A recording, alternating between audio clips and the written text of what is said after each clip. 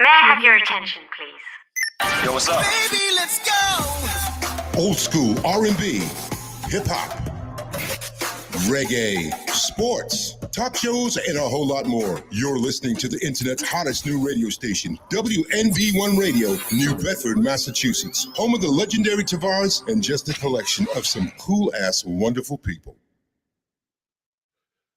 For 45 years, families across New Bedford have trusted Phil G. David and Son Insurance Agency to protect what matters most, their homes and their cars. As a family-owned business who takes pride in serving the community, they believe in honest service, personal attention, and coverage you can count on. Whether it's auto insurance or home insurance, their family is there for yours, just like they have been for 45 years since 1979. Visit Philip G. David and Son Insurance Agency at 877 Mount Pleasant Street in New Bedford, Mass., or give them a call today. And be sure to let them know that WNB1 Radio sent you. Phil G. David and Son, family you can count on.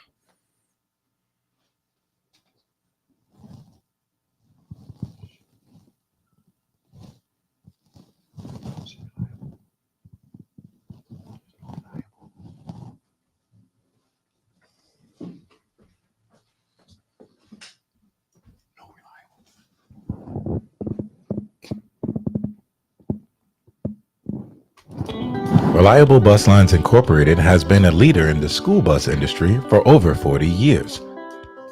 Founded in 1980, Reliable Bus Lines Incorporated has provided the South Coast and surrounding areas of the Commonwealth transportation services ranging from private to contracted school bus and van services for corporate transportation. Specializing in school bus transportation, Reliable Bus Lines cares about your precious cargo. Our drivers are trained and certified and understand the importance of being on time and getting students to and from school safely. A staple in the greater New Bedford region, Reliable Bus Lines Incorporated is a women and minority-owned company. Our staff prides itself on being diverse, professional, and helpful. Call now to book your next outing, 508-992-0342. So come and take a ride with Reliable Bus, the bus you can trust. And don't forget to tell them that WNB1 Radio sent you.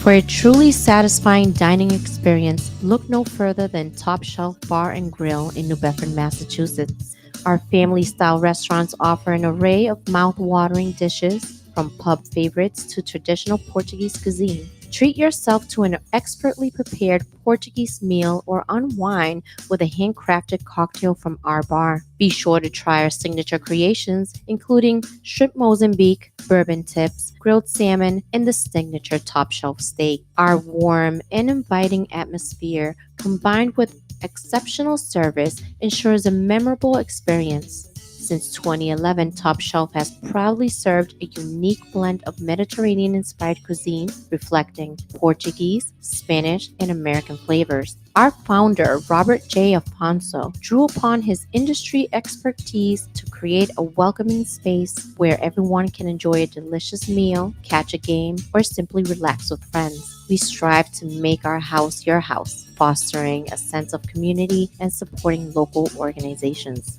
When you visit Top Shelf Bar and Grill, make sure to mention WNB1 Radio and enjoy your meal.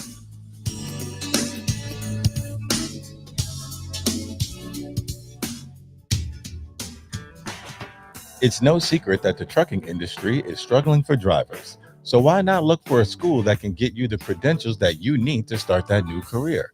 Get on the road to success with J&J Driving School and Logistics Incorporated, located at 978 Nash Road in New Bedford, Massachusetts.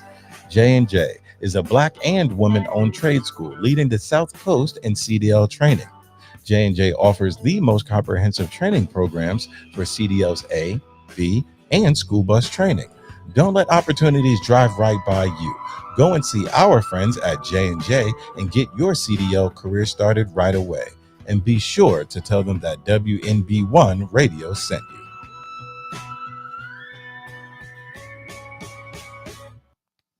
Have you made that New Year's resolution to get into shape and you still haven't followed through with it? then you need to join KO Gym. The champ is here! The champ is here! The champ is here! KO Gym is located at 50 Conduit Street in the north end of New Bedford, within the historic mills in a 5,000 square foot space, within plenty of room to train for social distancing, and the facility has unlimited parking outside. KO Gym offers exclusive training in Muay Thai, kickboxing, boxing, grappling, jiu-jitsu, as well as strength and conditioning programs. So if you're looking to train to get into shape to train for self-defense, or if you're looking to train to compete professionally, KO Gym has experienced professional staff to help you obtain your goal. They also offer one-on-one personal training as well as group classes to satisfy everyone's needs. So go ahead and let KO Gym help you make that change for a healthy body and a healthy mind. And also tell them that WMB1 Radio made the referral for you.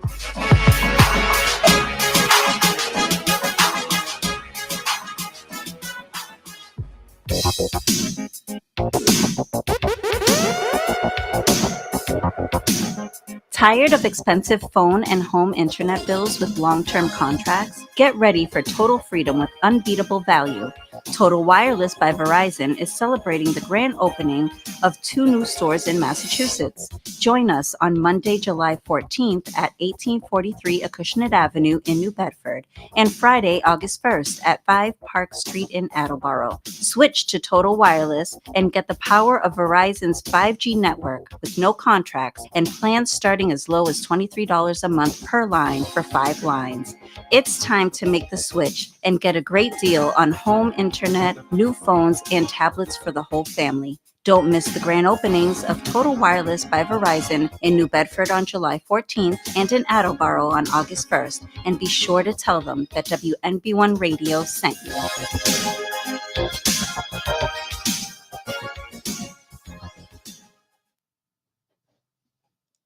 Ladies and gentlemen, may I have your attention, please? Yo, what's up? Baby, let's go! Old school R&B, hip hop, reggae, sports, talk shows, and a whole lot more. You're listening to the internet's hottest new radio station, WNV1 Radio, New Bedford, Massachusetts, home of the legendary Tavares and just a collection of some cool-ass, wonderful people. Good evening and welcome to WMB1 Radio. It's Straight to the Point Sports. We're in our downtown studios on this rainy Thursday evening, and I'm here with my regulars, of course, which are Kevin Rudolph, Steve Lopes, and Derek Consatio.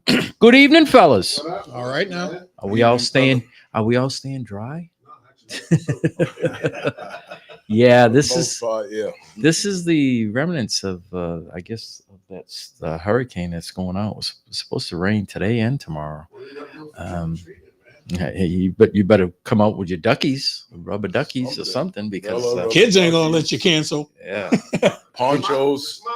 You better stock up now. Hit the malls. yeah, but there's no official. I mean, there's no official. I mean, you can have parties. Imagine that worldwide announcement. That one's been canceled till Saturday. Yeah, right. Listen, as a young kid, growing up in the hood, you put on your rain jacket and you made your way around. I went There was no canceling it. There was no cancel. I know times have changed. Yeah, but I'm saying people are built different. Yeah, no. I know times have changed, but we found free a way. Candy. Yeah, man. Started right after school. We showing up. We showing up and we showing out. Oh God! You went around. Switch masks, switch costumes. Wow, oh, y'all are creative. Yeah. I did it too. I'm lying. I had a mask painted in my face. Turn the mask around and the hair would be in the front. Yeah. All right, so fellas, we've got a full slate of sports.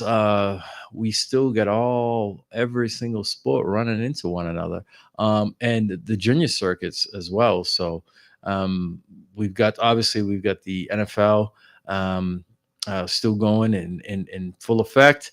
The NBA has completed its first week with record. It was a record-setting week. Also, with that, NBA players, just like NFL football players, are falling quick. There's a lot of guys that are out injured. And we got to talk about Wemby effect. Year number 2, man, he's putting his foot literally in the NBA, you know where. And he's making it last. Some of the things that he's doing so far are pretty historic. Also, I guess we were all wrong about the Blue Jays. Why you look at me? They've got the Dodgers because look at me? No, I'm just looking. Look right at me. I just happen to look up. Listen, Yes, very. listen. None of us. I think I was the only one that had 2 wins. I had one. Hey, listen, I posted it last week before it even started. We might as well just give the Dodgers the title now. Yeah, wrong. It's not that way. They got him on the brink. Yeah, I mean, hard at the right time, and Are we now going back to Toronto though? But Toronto lost their first 2 games to what? Seattle, and they split with LA. Yeah. There was a key stat. The Dodgers are 0-4 when down 3-2. They're 0-4. Oof. They've never didn't come see back. that. Yeah, Ooh. they're 0-4. So the it's pretty much stacked against them. Moving forward. But yeah, we got that. They got them on the brink. We'll talk about that. Also, there was an alignment and a number of coaches fired in college football. We'll talk about that. And weather permitting, time permitting, we'll talk about that fight. The UFC 321. Yeah, well, there we go. No contest. No contest. Everybody's wearing glasses here to protect Just themselves. a little tidbit about that, man. These eye pokes have been going on forever, and they should have switched these gloves a long time ago, man. Yeah. These open finger gloves are just ruining the sport. Yeah. Close the fist. Yeah. Give him a fist. Yeah, Close it. exactly. Because we'll get into it. But the build up to this now it's gone. Now you're looking at another An opportunity. 9 months. You're looking at another 9 months before it gets addressed. Saying Aspinall might have lifelong damage to his eye. Well, that's at least what he's saying. I think you want to trump it up a little bit. I think he got touched a couple of times. Oh, But we'll talk about it. Yeah. We'll talk about it. We'll get into it. We're kind of pressed for time, so we're gonna go straight to the NFL. All right, as we do always, we'll go around and we'll talk about NFL prime games. What games caught your eyes, Kev? Elephant in the room, the Bengals and the Jets, and you can also say that Miami got their first win too against Atlanta. Was it Atlanta? Yeah, it was Atlanta. Yeah. All right, so I'm going to put this out here. I'm going to throw this out here first. 10 of the 12 games in Week 8 were decided by 2 TDs or more. Yeah, I know. So there was only 2 games that were competitive. Yeah. There were only 2 games. We said it last week, though, Yeah. right? We said that there was a bunch of garbage caca games, but it held to suit. But I said it. There's going to be an upset. And what you just said, the 1-7. I just can't get over like the Falcons. They look so good, but then they look so bad. I know that wasn't the game I picked, but it's mind-boggling with them. It's like they played down to the Yeah, big time. They get blown out by Dolphins. the Dolphins, but they got shut out by Carolina. Yeah. True, very true. Yeah. Very 2 of the lowest rated teams in the league. With me, I was happy with the Jets, with the whole Mangold situation. Young man dying, 41 years of age, and they said it in the locker room. We're gonna get this W for him. They said it before the game, and then you back on the whole Justin Fields. He got ties to New Bedford, and last week they were done with him, and then all of a sudden he starts and. The owner came on. Yeah, that's what I'm saying. Last week they were done with him. The Woody owner Johnson came threw him under the bus. Yeah. But they had there was no way to go for them. He was because Tyrod Taylor couldn't play. Yeah. He couldn't play, so of course they had to insert I him. think you might have to he's been upended so many times from the Bears to the Steelers. Now he's with the Jets. I don't think that he has enough time. No. To Every year is something different. Every year is something different. And it's not just because in Bedford ties. I just want to see the kid get a chance. I think he has the tools. He has to learn the system. How many times have we talked about offensive coordinators coming in, right? Yeah. So there was a quarterback that played for the Patriots every year, right? What was his name? What was the quarterback that they just gave up on? Mac Jones. Yep. Every year he had a different coordinator, offensive coordinator. So So that's not fair. It's not fair to him. Every year he has to come in and learn something different. But yeah, so Steve, who did you have?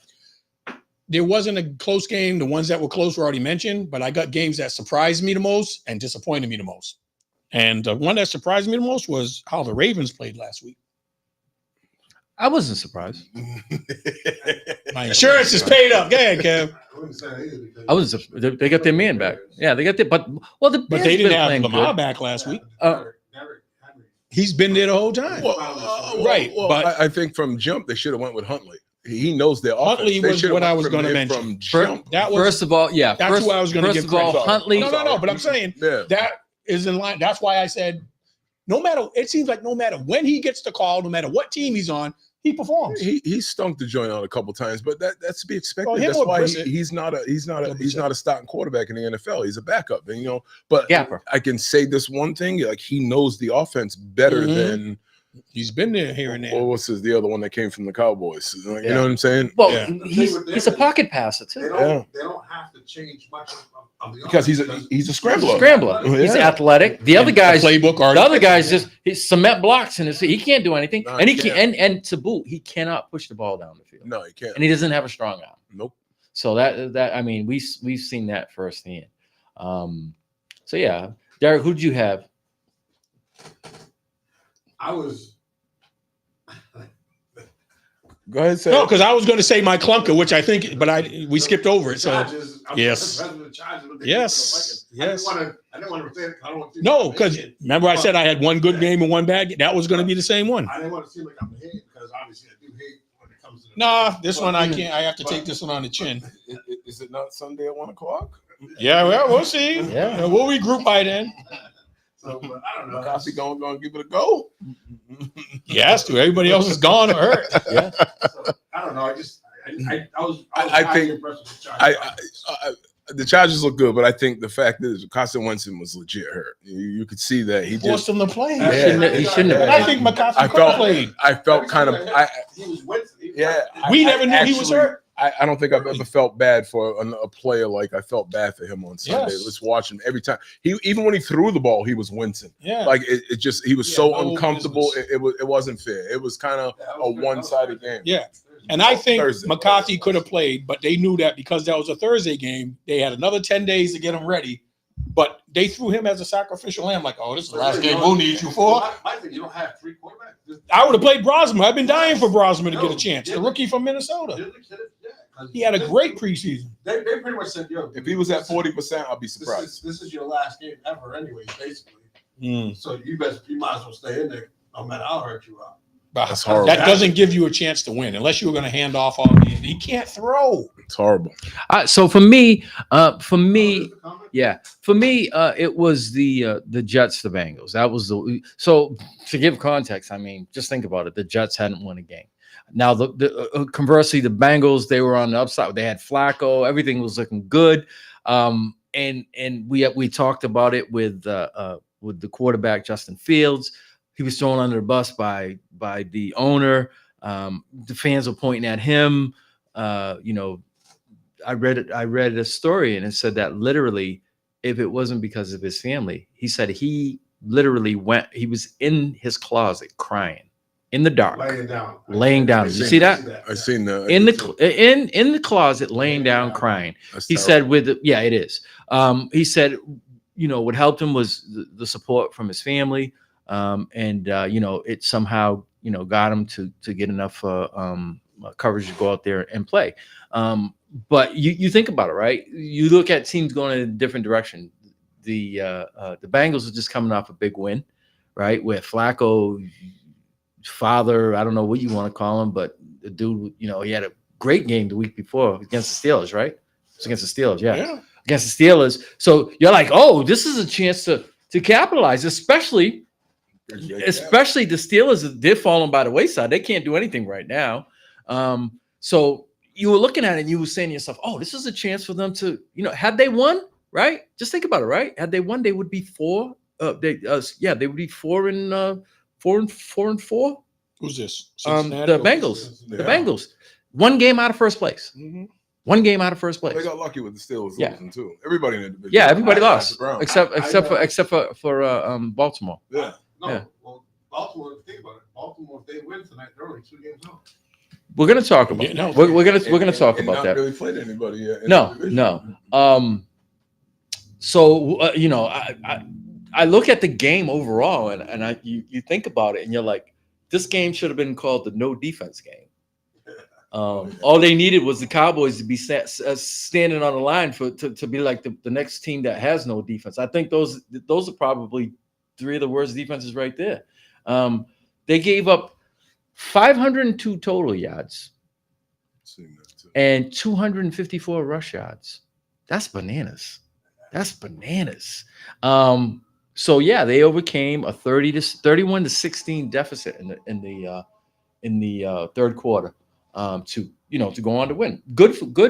That's a good story for the quarterback. I mean, also Brees Hall finally stepped up. Yes, and he was on the trading block, and now they don't want him on the trading block no more. 18 rushes for 133 yards, He's always been and he capable. threw a TD. Yeah, he's just And he inconsistent. threw I think a if you feed him enough, he gets into a rhythm. Well, I don't think I think it's just that team is inconsistent. Yes. New coach. Yes. Whole The new offensive system. line always replacing people. Yep. You know something? They might have to take 3 steps back this year to finally get. I hope they don't get rid of him. Hall? No, their coach. Oh, coach. What's up, Randy? What you know something? The way I look at it, What up? the way I look at it is, these teams are constantly in the top 3 in drafting. That says something about your leadership. And It starts at the you haven't top. improved either. It starts at the top, It right? does. It starts at the top. Couple of organizations. So I you look at it and it's like Groundhog Day every year. Every year they're having the same issues, the same problems, the same issues. How many quarterbacks did they draft in the last 10 years? Oh my God. It's just it's crazy.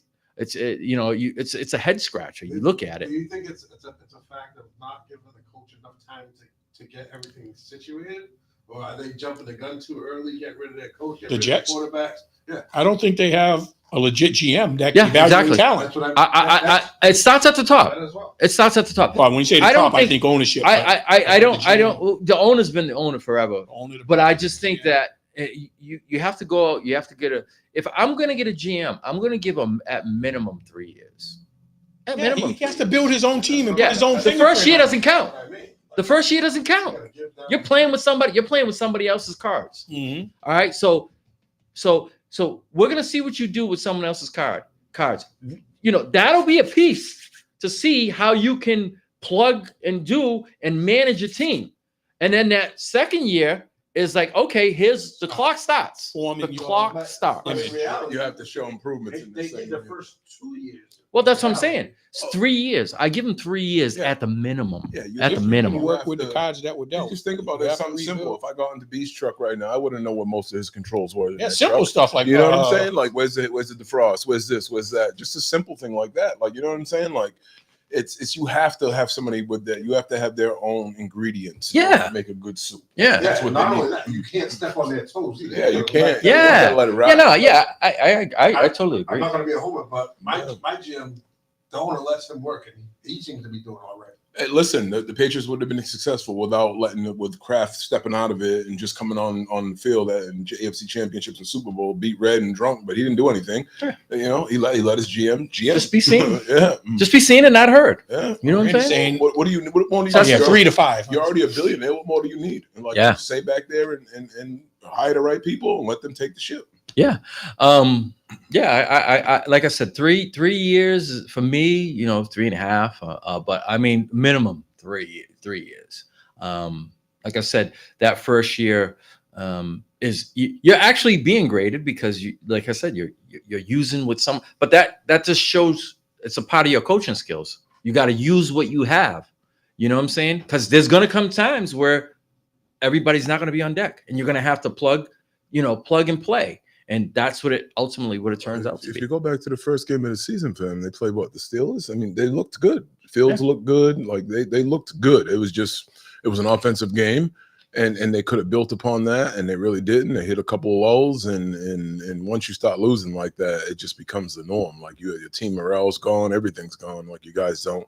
This is a big win for them. I like to see where they go from here. At least be competitive for the rest of the season. If you get a couple wins, so be it. But this is going on to year 2 and year 3 with the Jets, and hopefully they keep everything intact, including Fields. Yeah. And Not everybody is going to have a good start of the season. No. Who knows? Maybe this could be the start of something good. Baltimore, they could rebound. Yeah, they really could. They still have a good odds of winning the division. Baltimore, so Tennessee, a whole bunch. We're going to talk about this a little later, but their schedule is very favorable. It is. I and know moving that. forward. I know that. In my Super Bowl, They played all the tough games early. Yep. Now they get in the cup When they were in the beat power up, phase. so they Yes. kind of got a built-in, not Yes. excuse, but there's we weren't at full strength to take on teams when they were at full strength. Yes. So now, it's like we're starting to get healthy. We're starting to get some pieces back, and we can play better. And this is what I said. There's no reason to panic after 4 games. Literally none. You could be 1-3. You can be 1-4 and still turn it around. And now, if you're 1-5 and 1-6, that's a couple years back since you did it. Yeah. No, you can, but that's tough. It's tough. It's tough because your playoffs start now. Yes, every game matters. There's no margin for error. None. So you have to pretty much be perfect throughout. Any other games? Pretty much gonna take care of your division. Any other games? I have. Go ahead. I'm sorry. No, I was going to say I have one that caught my attention because I think the Avalanche is starting to build, and that's KC. Now that they're healthy, you got Rice just stepped in like he hasn't missed no time. Worthy is now can't be focused on as the number 1. You got Juju doing a capable number 3. You got Hollywood Brown. Now Kelsey. The only setback is Pacheco got hurt last week. But he seemed all right. He seemed yeah, but they already said he's got sprained ligaments. He's going to miss 2 to 4 weeks. Oh, is he? Yeah. My thing is with them is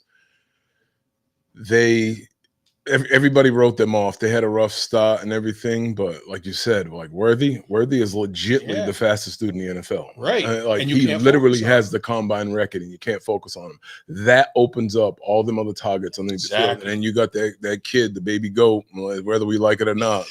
Pat Mahomes is that guy, man. It's just, as much as it pisses me off, but he's that guy. You know what's crazy about them?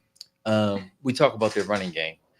The ability for Pat Mahomes to be able to get the ball on the edges, to throw those 3-4 yard, that's a run. That's a run. Yeah, but he will literally be on the sideline and just chuck the ball. Oh, I know. He knows where everybody's at. I know. Amazing.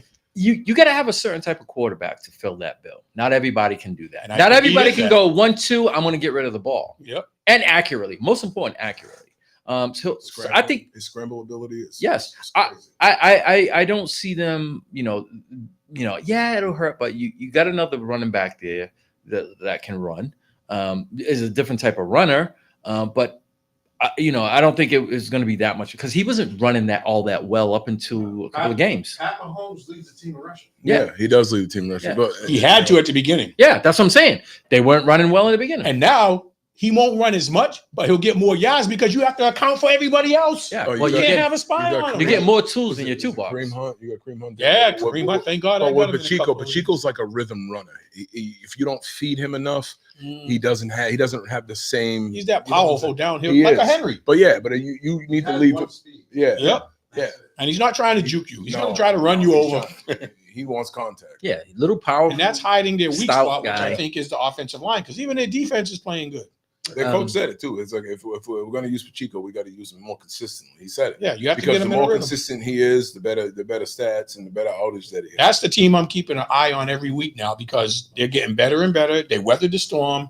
They played a lot of hard teams at the beginning. Yeah.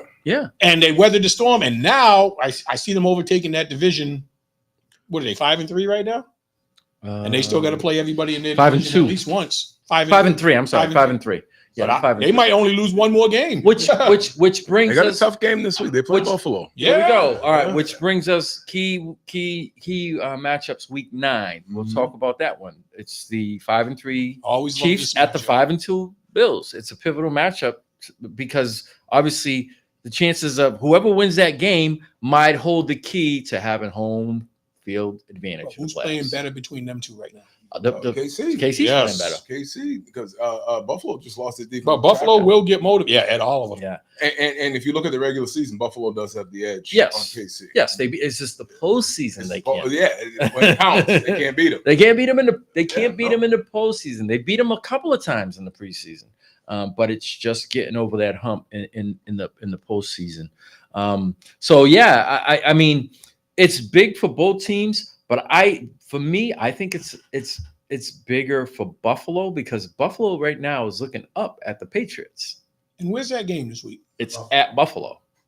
It's a rain 425 game. No. It's a 425 game. I know how the East Coast is this weekend. It's a 425 game, but I think the game is more pivotal for Buffalo because of the fact that Patriots have a very favorable schedule.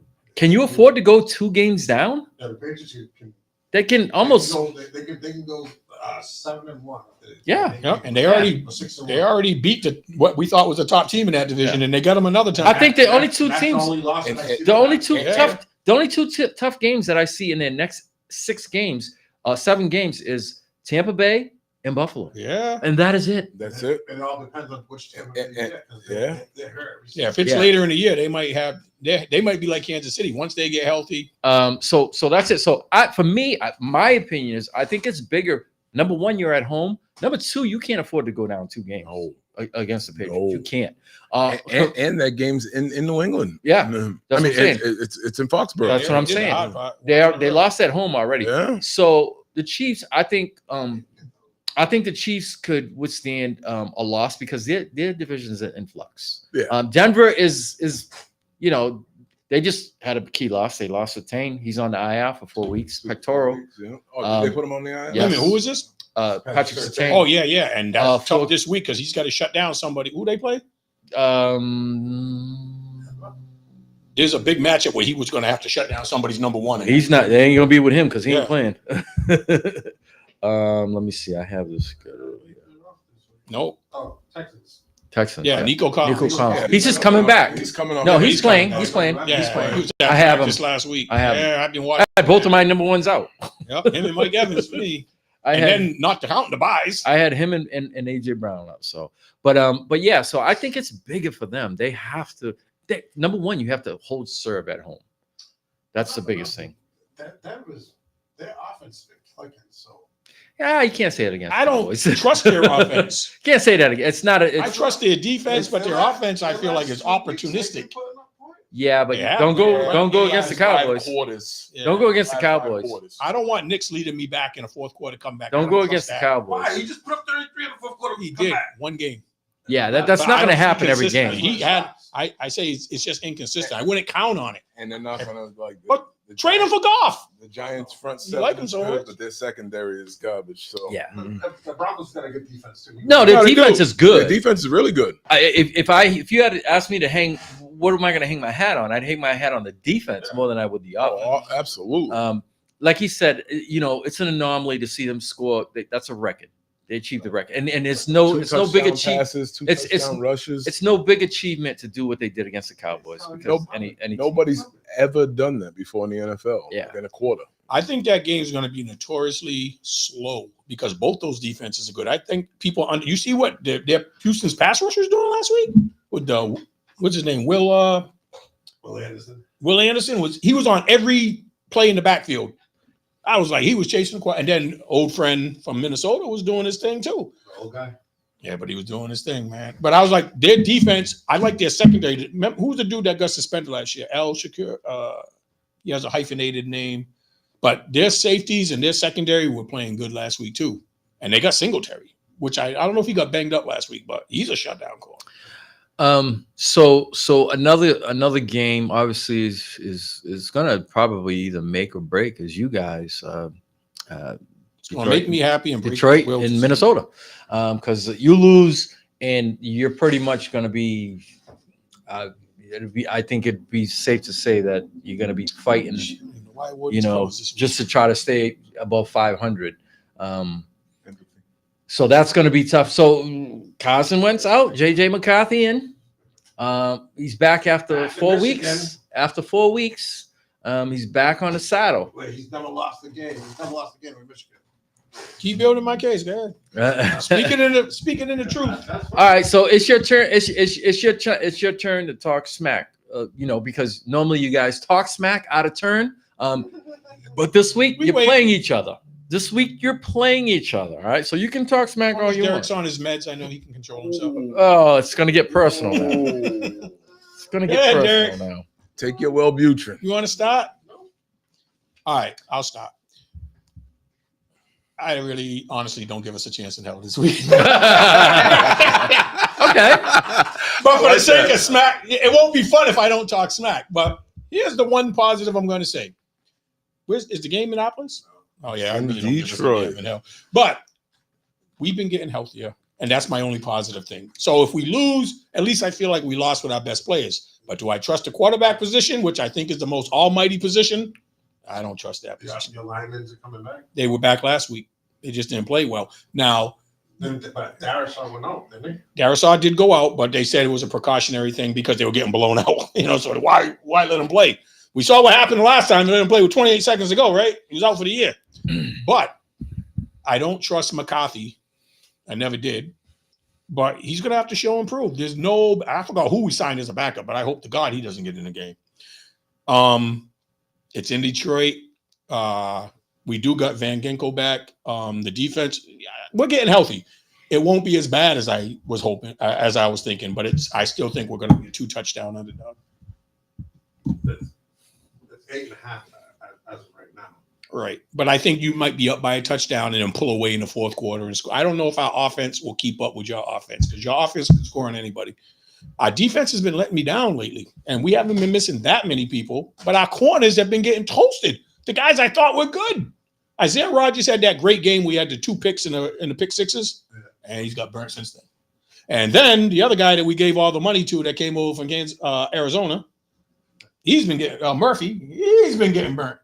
So what's the point of having a great pass rush if your edge guys are getting killed on the outside? Yeah, see that's one thing for us. We got a lot of people coming back from injury as well. And a happy newly paid defensive lineman, right? Yeah, man. He didn't break the. Well, he broke the bank, but he didn't kill him like he could have killed him. He didn't want to. He could have said, "I want to be highest paid." Yeah, he probably got $50 million. He didn't deserve highest pay. Yeah, I don't know about He highest could pay. have tried to command it. They all do, just like the quarterback situation. Yeah. Oh, like so when you're saying when Dak got paid? Yeah. When he was saying Yeah, Dak that's shouldn't what I get was bringing up. it, when you said Dak shouldn't, there's no way he should be getting paid that money. All right. So as I always say, it's Next guy up. it's a play. No, it's every year it goes Not up. the best guy. All it is you get all it is at the bottom line is all it is you have to be in the top 5 tier of your position, and you're going to touch that money. You are going to touch that money. Jordan Love, the kid from Jacksonville, they all got 50, Lawrence, I 50, don't understand. 50 plus million He a doesn't- year. does Like nothing. Jordan Love, like I was like, huh? He's getting what? That was ridiculous. That was off of one Yeah, one year. One year. Not even a year. 10 games, 11 games. Yeah. So, he had a good second half of the season. Yeah. Oh my God. It was Yeah. crazy. So this is what it is. I always tell people, don't say and look, it might be the best fit for their team, or they might have they got to be in the top, they got to be tops in that position. I get it. It's what the market calls for. Yeah, I get it. it's- I get it, but at the same Yeah, time, I don't I'm get it. not Yeah, it about doesn't warrant I it, but don't that's get what the market Yeah. dictates. Yeah. But the whole point is he could have got. Mike could get 46. Yeah. He could have got 47 if he wanted. If he wanted. Yeah. Just to say, Just to we say saw that I'm happen on with top. Jamar Chase. I wanted $1 more, but he ended up getting a little more than $1 more. So any other games that pique your interest Well, coming up? the backpack on that, and you look at somebody like T. Higgins, who took less money just to stay. He could have been a number one. He could have been a number one. Hey, wanted to stay somewhere. there. Yeah. He could have gone to New England. And it all depends. Yeah. And the individual too. Yeah. It all depends on the individual. Sometimes people feel comfortable in the environment that they're in. You know what I'm saying? It's all on the individual. Something like that is good, is because, listen, you look at the history of the Lions, you realize that you have a window to do something.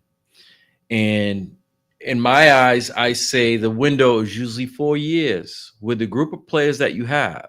All right, because you look at the players that you have, most of them are going to be, their contracts are going to be off. They're going to be bouncing off of one another.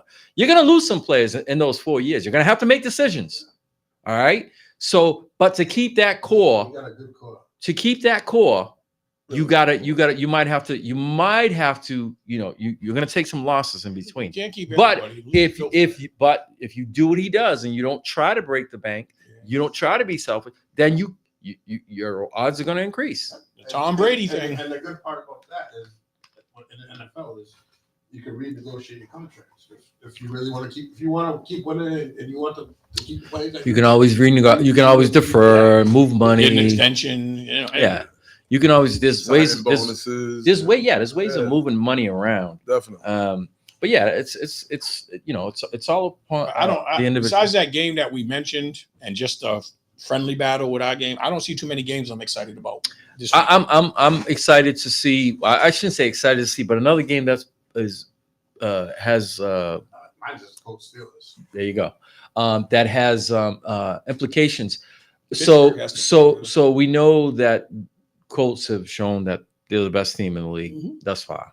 But I said we were going to get back on the Steelers. This is a team. The whole division was broke. Yeah, they should have ran away with it. They should have ran away with it, right? They should have ran away with it. And just think about it. They went all out this Who year. we thought they were. They went all out. Spent this some year. money. Yes, they spent a lot of money. They sure did. So Notoriously don't either. here it is, right here. If they lose this week, now you're only talking, and all the other teams win. Now, and all of a sudden, all the other teams, 1 game lead Everybody else after is getting week healthy, 9. and they're already healthy. After week 9, were you at one point you had a three game lead, and it looked like you were going to run away with it, but then you hit a roadblock. So for me, that's a big game for the Steelers. And the Colts, let's face it, you want to be and say you're the best team. This is a game that they should win. You know what I'm saying? You're looking on the outside in. You got a team that's kind of fumbling around against a team that is. And the schedule gets no easier because they play the Chargers the following week. Who's that? The Steelers or the Colts? Steelers. Oh, yeah. Yeah, no. I was going to pose a hypothetical saying, is this the first year a non-quarterback gets MVP? Because there's several running backs having great years. But the way that this dude is doing it is crazy. Yeah, his stats are ridiculous. I think we underestimated Indy's line when they lost Kelly and Freeze. They had people in the wings that they thought were better, and that proved to be right. Let the high-priced people go, and let's plug these younger dudes in. When he's healthy and they got a line, we've seen what he's done when he stays healthy. So I heard today, a stat line today on the Indianapolis Colts. They are in this. And it's hard to believe because I can't. It doesn't compute when I think about it. They're on the same pace as the greatest team show on turf. Yep. Yes, Yeah. they are on pace to Actually, eclipse. Yeah, I was going to say that. their Actually, right now they're on the pace to eclipse And them. I saw a special on them that highlighted them about how their wide receiver core is underrated, including their tight end, right? Yeah.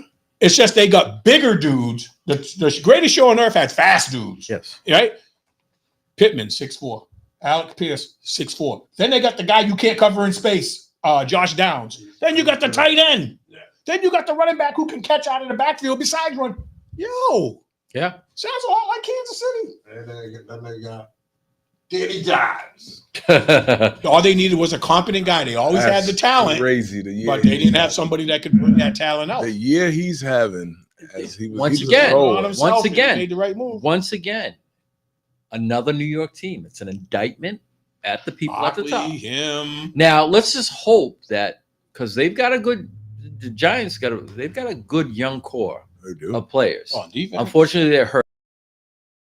all You got around. Neighbors, you got Scatterable, You Dots all looking around. good. But they're all going to come back. You know, They well, no, need that's that line. what I'm saying. They're not You got gonna a small sample size of what. They're not going to be able to keep all three of them pass rushers. Thibodeau. Oh, no, Burns. no. They're already shopping to it. Yeah. I think he's the guy that has to go if Yeah. it's one of them three. Yeah, you can't. You keep drafting number one every year. It's just like I said, somebody's going to be the sacrificial lion, and it is what it is. But as far as the Colts, I was shocked to hear that today. But then I went back and I looked at their scores and the amount of points that they were putting up, and they average one punt a game. Yeah, he's got the easiest job in the league. He's gone to Imagine games that. without punting. Imagine that. You get stopped 2 times in a row. Hey guys, what's going on here? I got to work. What's going on here? You know, bring one my point a cleats. game. 1 point a game. That is pretty crazy. But that's in line with the greatest show on turf. And you want to know another interesting stat? What type of year did Brock Bowers have last year? Oh, damn. Legendary, right? Legendary, yeah. Guess who's on pace to break his receptions record? Yeah. That'll be 3 years in a row. How crazy. I would have thought Brock Bowers would have held that for a while. And he did it with a not so great quarterback situation. It's an offensive league. And now Tyler Warren's coming in and he's going to challenge Brock Bowers' reception record or total yardage. One or the other. I forgot which. I think it's the receptions one. 114 receptions or something. All right, quick question. All right. If we go around the table and we say, you know, who are the contenders, who are the pretenders in each conference? Who are the contenders and who are the so we'll start with contenders. All right. Who are the true contenders right now? Each one team, each conference. Who are the contenders? Just one team? Just one team. Just one team. Because if we do 2, it'll take too long. You got to go KC. Okay. So we'll go AFC. AFC. And I'm going to say Indy. AFC. I got the Colts as well. All right. Pretenders, AFC.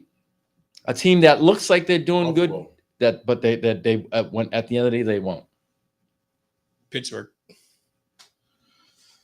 Yeah, I'm not agreeing with you with more than 2 things. No, you are. Because everybody had high hopes they'd get to the playoffs, Yeah. and I didn't think so when we did the thing. Ooh, that's it. Minus the Steelers as well. NFC contenders. NFC contenders. And there's unpopular pick, but Philly. Healthy Tampa Bay. We know who you want to say. Don't delay it. Just say Detroit and be done with it. It's a great pick. I'm not sitting there saying I am. Lions are mine. All right, pretenders. Pretenders in the NFC. Pretenders. Tampa Bay. Ooh, damn, bro. Tampa Bay. Sorry. Oh, it's on me. San Fran. Man, are you reading me? I know you better than you know yourself. So. That's why I wore this color. And I'm going to put an asterisk with Tampa Bay because I think that injury bugs is going to go throughout the season, and it's going to. So yours is Green Bay. Now. Mine is Seattle. Mine is Seattle. Mine is Seattle. So I just wanted to see we're almost at the midway point. Pretty much, yeah, because it's an odd number. Yeah, we're in between. Because we're there, and the curtains they're open, and pretty soon, the cream's gonna rise to the top, and some teams are gonna fold. They're gonna fold like a plastic chair. Key injuries this week, so we know. Scatterboo, that was ugly. That was ugly. Might be a Dax injury. Yeah, worse. Yeah, and they said it was only dislocated, but it looked real bad. Ankle and fractured tibula. I like what the coach in Philly did. He sent him a bunch of cheesesteaks and a couple other things to his room. That was cool. Did you like that video I sent you? And, yeah. And Scatterboo came out publicly and said he appreciated the love and support he got in Philly. He said it's real. Multiple people from Philly came and wished him well. And typically players. Yeah. But he meant 1 or 2 players, but I heard a whole bunch. Coaches, not the fans though. They didn't do fans emailing them. Not the fans. Not the fans. I've been at too many games, and no, the fans, they're ruthless over there in Philly. I was at Michael Irvin's the Michael Irvin game. They just said that they were ruthless. And they cheering. They're like, look at him. He's laying on the line. He's gonna snort it. I'm like, these. So I always tell this story. There was a guy sitting in front of us. He had his 2 kids, a boy and a girl, and they were probably 6 and 7, maybe 7 and 8. Boy and a girl. The boy was older. Dressed up all in Philly attire. And once they brought the stretcher out from Michael Irvin, they took his face mask off, everything, because you got to remember it was cold out that day. It was literally like 12 degrees, and that back then it was grass. You know what I'm saying? Was So it the grass? I thought yes, they had that. no, it was grass. Yep.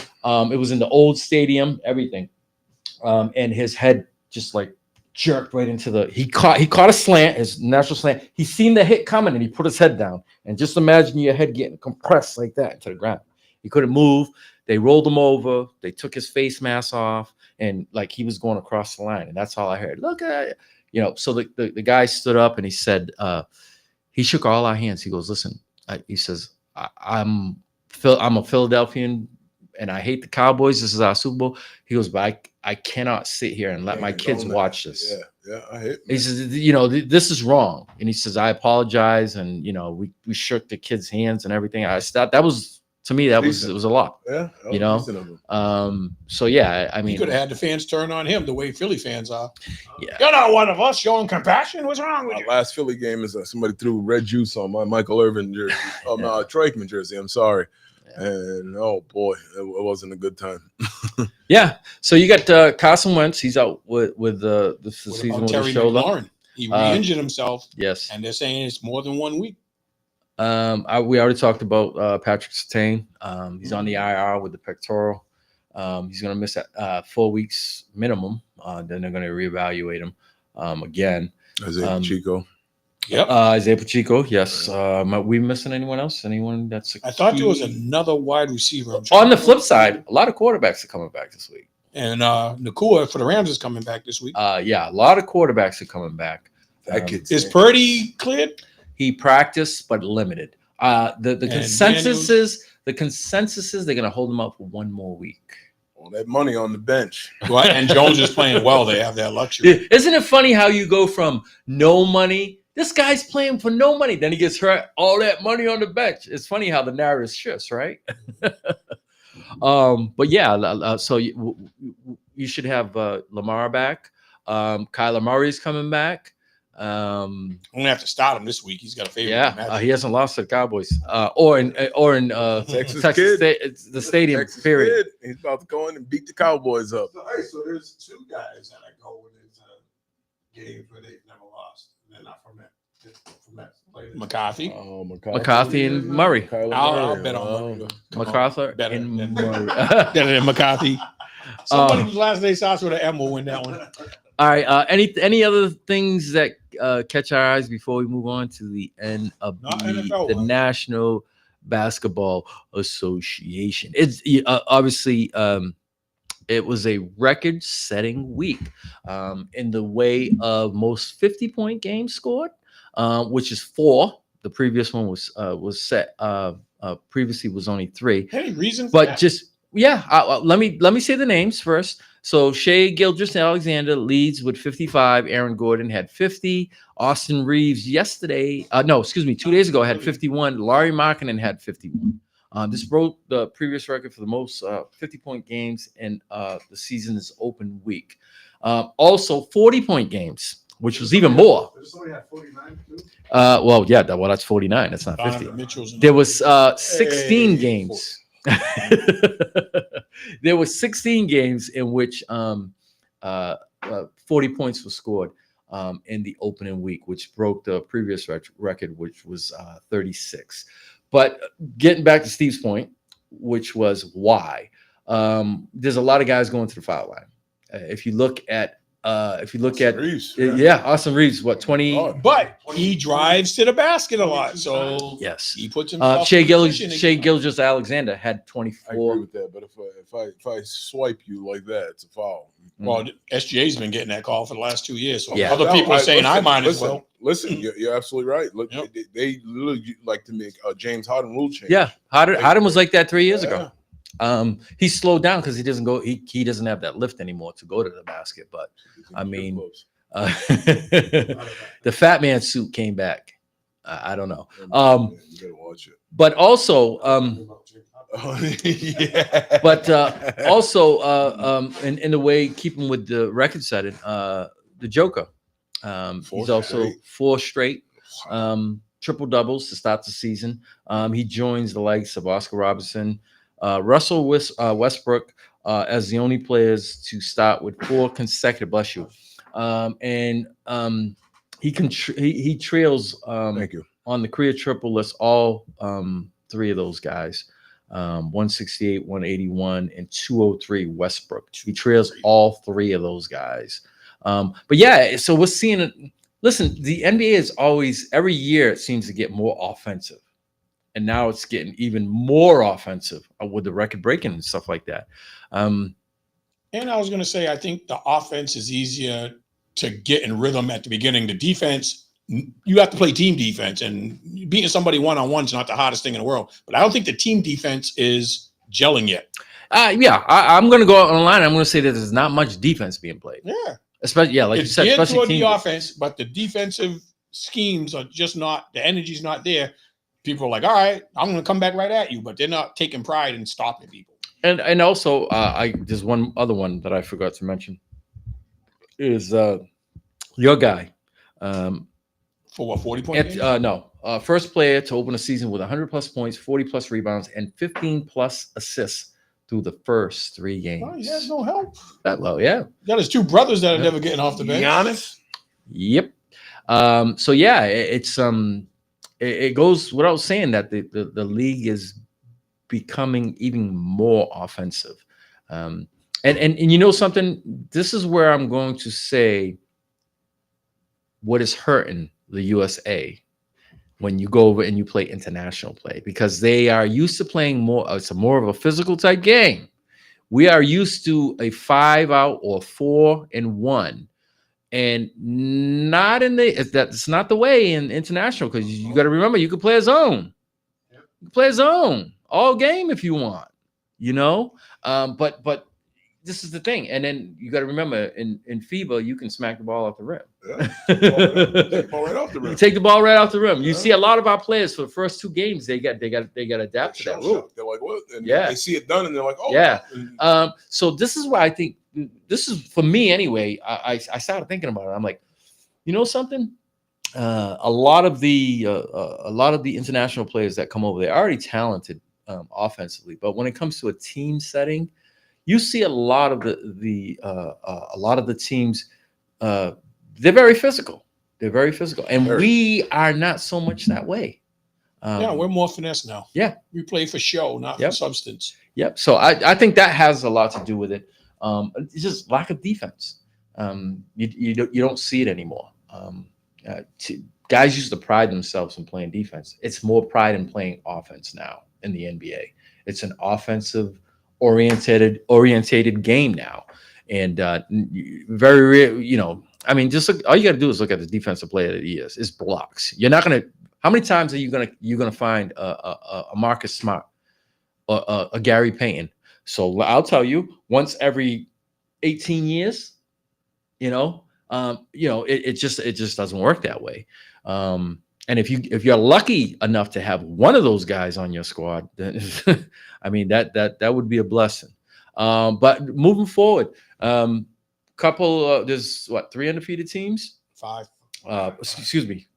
So I was just looking at that stat. Okay, so it's Chicago, Philly, Golden State, no, not Golden State. San Antonio, OKC. I'm sorry, OKC, San Antonio. Okay. Philly, Chicago, and I got to go to the Western Conference. I would say if I obviously that's it. Obviously looking at that, if you would ask me who is, I didn't think Milwaukee had lost, but they're 3-1. They lost to, what did they lose to? I didn't remember they lost. New York. I thought we beat New York. I don't know, but I don't remember they lost. I thought they were. I thought undefeated. I could have sworn. I don't know. Maybe. I'm wrong. I don't know. But if we were to say who is more surprised, at what team are we most surprised being undefeated? Chicago. You lost to Thunder. Oh, you lost? Oh, yeah. So last night. Tuesday. No, I knew we lost to somebody decent. Who are you talking about? Milwaukee. Who are you talking about? First of all, I don't know who you're talking about. The 14th. The 14th was the first day, wasn't it? Or was that the last? Last Thursday, I thought. Which team are you talking about? We beat the Knicks 121-111. Okay. Oh, wait. Oh, I'm sorry. No, that was a preseason game. I'm sorry. But if I, like I said, if we were, if you would ask, okay, what team? I'm gonna say the Bulls. I didn't see the Bulls. I didn't see that. I would have never seen that coming. I like their second year player. I don't know how to say his name. Yo, you see him on the baseline? That in and out. There was no room to get around that guy on the baseline, and he tiptoed and dribbled around him, and then dunked it 2 hands backwards. Metellus or whatever his name is. And you got a guy that's hurt, right? That hasn't even played yet this year. But who else is playing well on that team? There's somebody else, huh? Giddey? Oh no, Josh Giddey. But there's somebody else that was Kobe White. Yeah. Yes, Kobe White. I knew there was somebody else because they were like, "How's that going to work?" They're both point guards. Yeah. But Yeah, Kobe no, White he would have is. to be the off guy. So Hey, so leave my the Tar Heels alone. the tournament starts this tomorrow. Emirates Cup starts tomorrow. Group play starts tomorrow. Already? Yeah. A week or two into Yes. the season. And the Celtics play the Sixers. So I have a question. Is Tatum really gonna try to come back this year? I'm hearing he is. So Better have the best advice. listen, doctors. I don't think it's his choice. I mean, I don't think it's going to come up to him. It's going to be management. If Celtics are in the mix, but I don't think they will be by the time. Listen, it's as simple. If you are in the play-in, why? If you're sitting in the 5th and higher, okay, maybe there's a possibility. But if you're at 10, why? For what? Why? You're going to face number 1. No way. It would. Oh, I'm just saying because he just opened up that place and he did one in St. Louis and one in Boston, and he made the first basket in the gym. He literally ran to. Well, they showed him dunking. Yeah, like They showed him dunking. It's going to be They the showed lateral him- stuff that he can't do. Yeah, with the yeah, backpedaling. yeah. Well, Any anything, direction. any lift, Yeah. any lift is tough. Listen, I'm not. I could care one way or another if he comes back because I think the season's going to be lost. 'Cause Yeah. it's going to take them. They look okay at times and they just look god awful at times. Yeah, They went on that little run last night. Yeah. playing the Cavs and they looked good. And Yeah. is Jaylen Brown going to be able to play that way every game? they're only as good as their outside shot is going to be. Yeah, absolutely. And they were hitting yesterday. Yeah, they were. So to give you context, in their first 4 or 5 games, how many they've had the lead in every single game by double digits, and they ended up losing.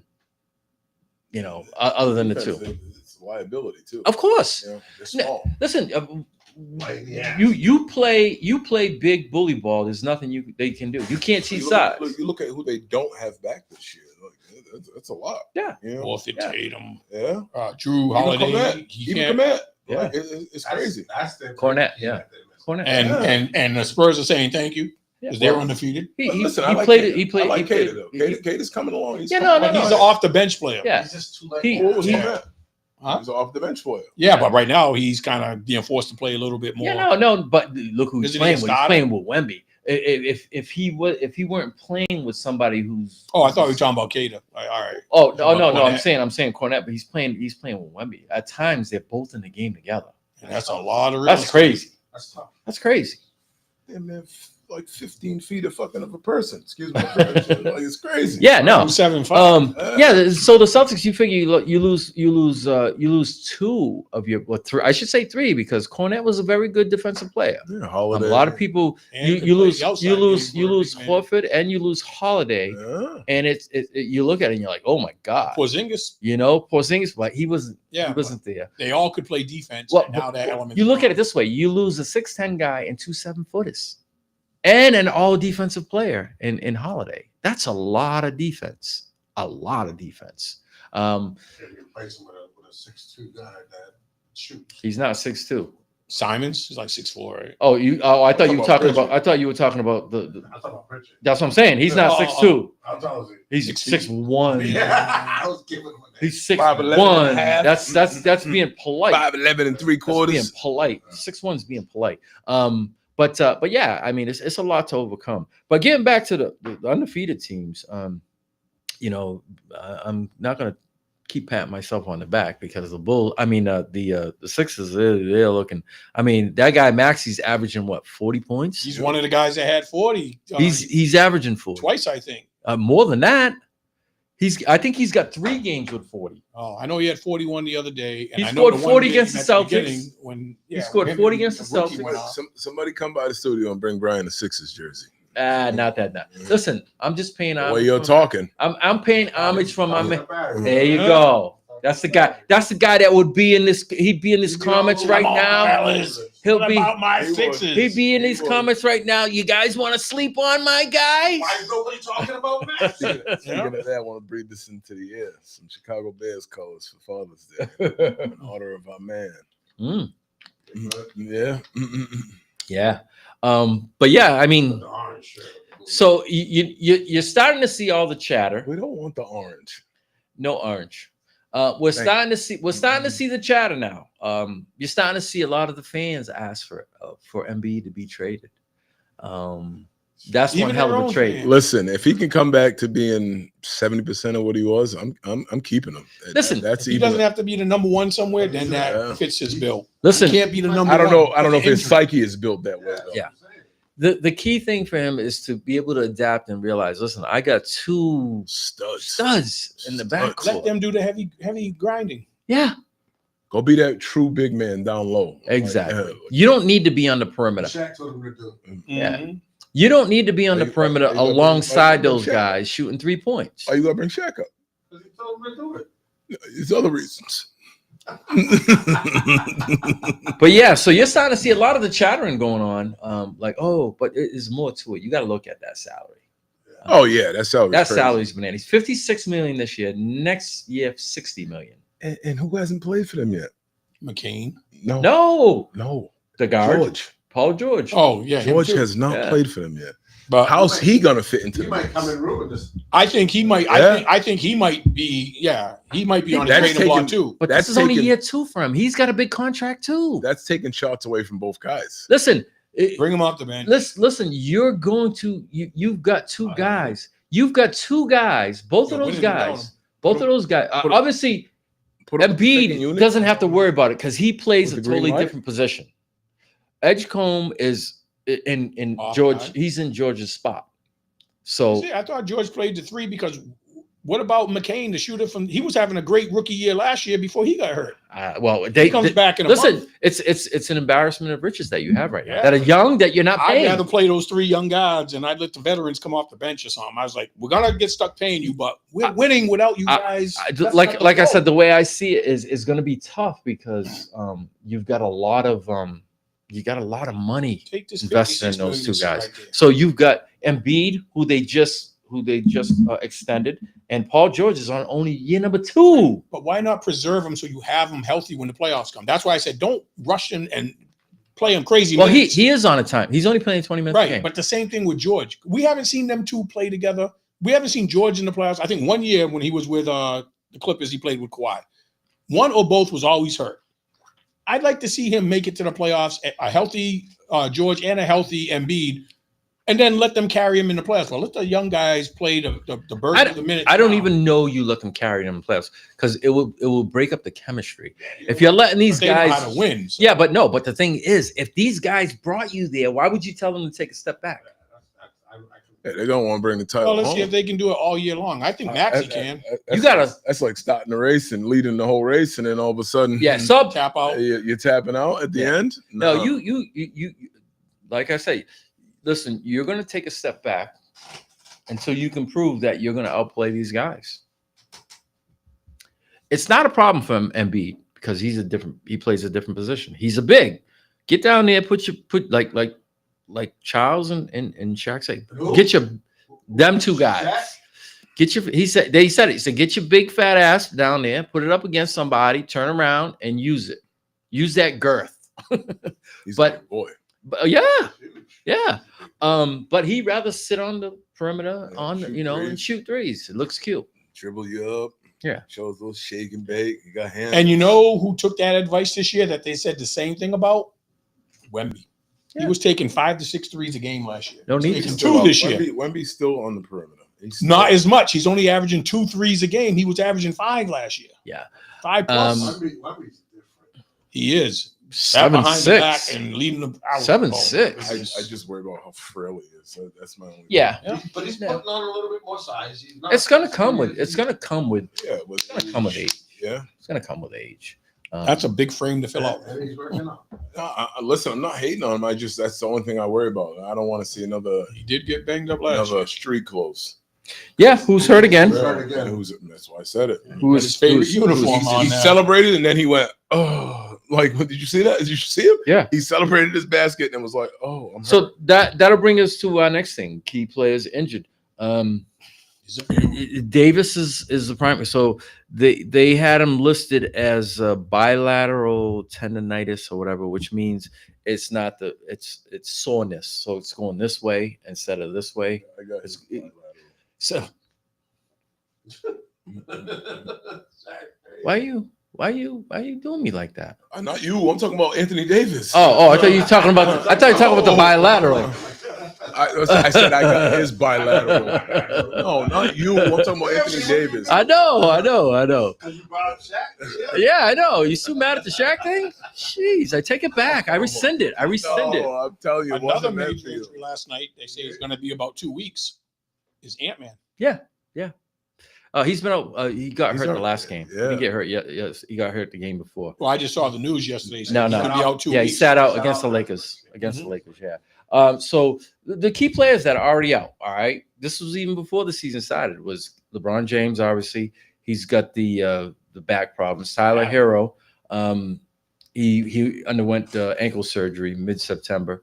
Keegan Murray started the season with a thumb injury. Darius Garland played to a turf toe late last season and was Yeah, limited. he's due back tomorrow. John Morant, week to week with a left ankle sprain. Anthony Edwards, we talked about with a hamstring.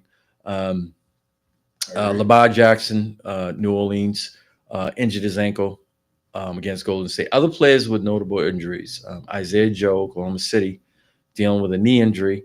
Kenrich Williams, also out with an injury. Zach Edey, He hasn't played yet. ankle injury.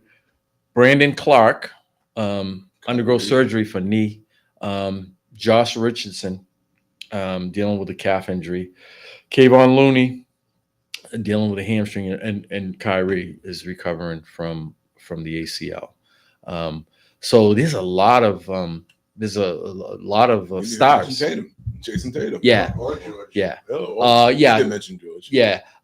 Just a lot of key stars, and specifically in the East. I mean, Luka. Luka.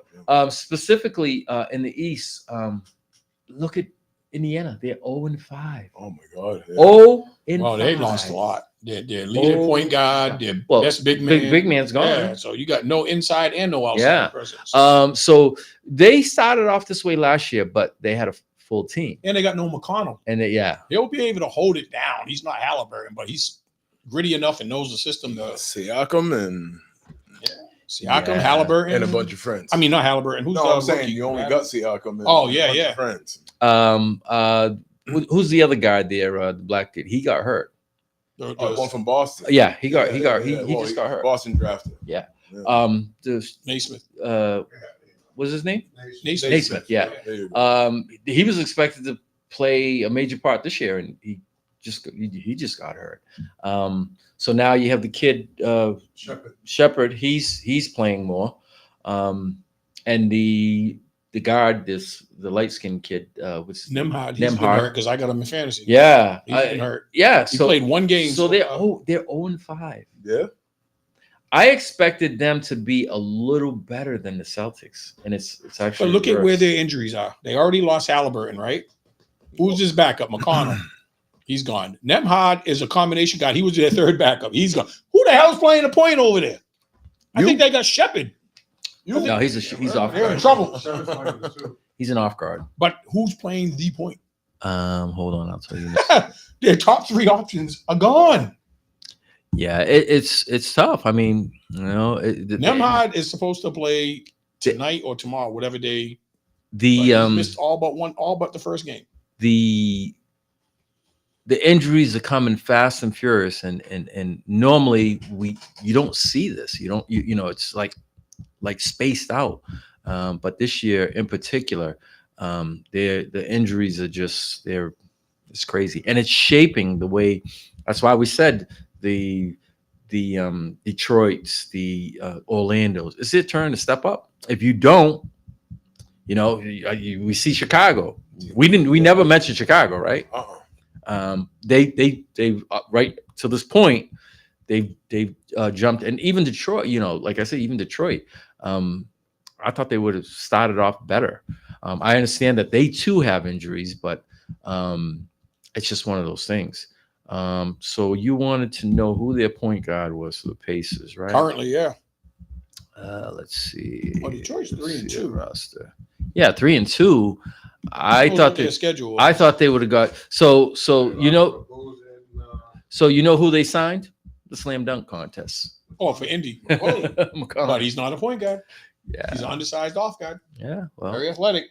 But last night I saw Cooper Flag giving him the too small look because he was trying to guard him. He was taking him down in the post and going too small. Yeah, 6'7", 6'7", 6'8" against 6'2". Yeah, 6'3", whatever. That's what I mean. Like he's an undersized off guard. Is he like 6'10"? He's up there. He's like 6'9", 6'10". Yeah. Well, that's even worse. That's even worse. He's like insulted. I think the time is now for Cooper Flag. Yeah, no more AD. I think Cooper Flag is now either 1A or 1B now for an option. There was no Kyrie on the floor. You gotta be 1A. Yeah, with no Davis and no. Yeah.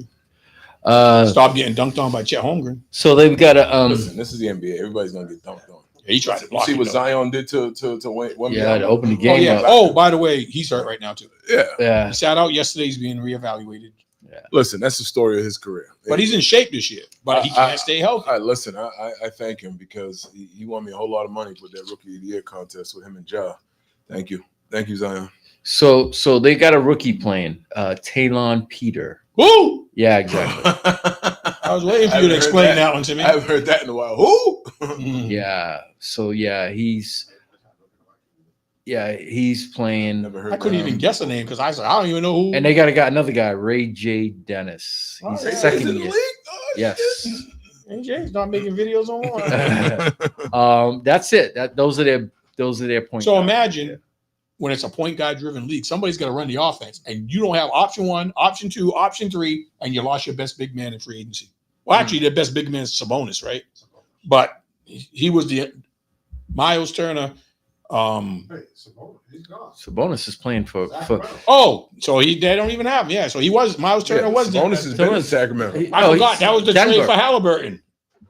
No, that was the trade for Halliburton, Sacramento. Oh no, I'm thinking of the other guy. Yeah, but Turner was their big threat in the post, and he could shoot trade the was like 3 years ago. Yeah, I just remember him with the Pacers for some reason. He's been gone. But I was thinking, did they have any other big options besides Turner? No. And he played defense, rebounded, and could shoot the 3. Yeah, they've got. I didn't even know who this is. Tony Bradley. He's their There's a whole bunch center of now. over there. Johnny Furpey. He's hurt. That's the dude that had the crazy preseason dunk. Johnny Furpey, Ray J. Dennis, Isaiah Jackson. These are all new guys. Exactly. Guys that were eating up the bottom. Jay Huff. Who the hell is he? They'll get Nemhard back tonight or tomorrow. McConnell's supposed to be coming back within the week. So then is Obi Toppin must be signed then. Yeah. He He's still not a big. He's 6'7", but athletic, or 6'8", but he's not 6'9". Obi Toppin? 6'9". He can jump. I know he can jump, but I thought he was like a Barkley. No, he's he's 6'7", but plays bigger. 6'9". But yeah, I mean the injuries. I mean that goes to show you are one quarter away from winning the championship. Now you haven't even won a game. Yeah, you haven't even won a game. So that just goes to show you what injuries could do. It's reality when it comes. When you think about it. That's it. Anything else before we move on? For NBA. Nah. All right, so we could talk about real quick about the college coaches, Steve. About the college coaches fired. The alarming number. How many is 6? 5, 5, 6? unless somebody got fired today. But there's a whole bunch of high-profile jobs out. But we were talking before these guys got here. All the prime candidates, there's a unique thing happening because Matt Rule, the coach of Nebraska, got re-signed today to a contract extension. Why? Because you know who is an alumni of? Penn State. Show me the money. They were afraid Penn State was going to come calling. But then all the sports announcers made another interesting observation. He was fired from his previous job because he couldn't beat nobody in the top 25. Franklin was 8-2, and they got rid of him. And he was just in the Final Four. So 8-2 against who? Top 25 teams in his last couple of years. Penn State only lost last year. They didn't lose, I think, one game. But I'm saying in the career at Penn State. I thought Franklin was like 3-14 against like top 25 teams. You can Google that, but they said that he only lost high-profile games like this year. And they were saying he couldn't win the big game, but his record is way better than Matt Rule's record. Matt Rule, his record was atrocious against top 25 teams. So even if that's somewhat true, he still won way better than. So they were saying the two high-profile jobs would be Penn State and LSU. And we got the LSU governor saying, we're not trusting the general manager. We're not trusting the athletic director. We're hiring our own He said guy. he'd rather let Donald Trump pick the coach as opposed to anyone else. James Franklin is 4-21 against top 10 teams. And over how long? Over his career at Penn State, 4-21. Well, I saw the comparison saying it was way but I better knew than that Matt though. Rule. It might be better than Matt Rule, but it ain't that much better. The man just doesn't win against top 10 teams. 4-21. So we already seen two coaches get locked down. The Indiana coach, who would have been a high-profile guy. Nope. And this week we saw Matt Rule get locked down. Why? He's going to attract attention to Indiana now. I don't understand why he would want to leave. I understand the high-profile jobs, but do you really want that with all these firings? I would want to stay right in Indiana. Yep. And you're getting paid. Yeah, he got paid. And he already got He's paid. already settled. He already got paid. And to be honest, he has a really, really good recruiting class coming in the next 2 years. He's already signed a lot of players. And if he wins the national championship, it'll get better. I wish somebody was listening because I think more would be better. I think Janelle Ferguson's son got an offer from them. The youngest son, Jet. Really? He ran like a crazy time in the 40 at Wow. Auburn's like freaking. I know the other son played at Texas and Georgia Tech or something. Yeah, he played at A&M. He played at Florida State. He got signed to Florida State. I think he went to A&M, then Georgia Tech, and then ended off. He went to Texas. Texas. Mhm. That was his first school. Texas, he started out at Oh Texas. yeah, the coach went to Texas A&M from Florida State. You're right. He went to Texas. But speaking of Texas A&M, their coach is one of the high profile. They're having a great year. Yeah. His name's Mike Elko. Yep. And the next high profile person that's still on the list would be the Vanderbilt coach. 2 years in a row, they've had good years. His name's Clark Leah. So they'll be the next two high profile coaches that people really want to come after. But then they're mentioning possibly Jeff Brom at Louisville. Yep. And they're mentioning old friend from the U, Manny Diaz.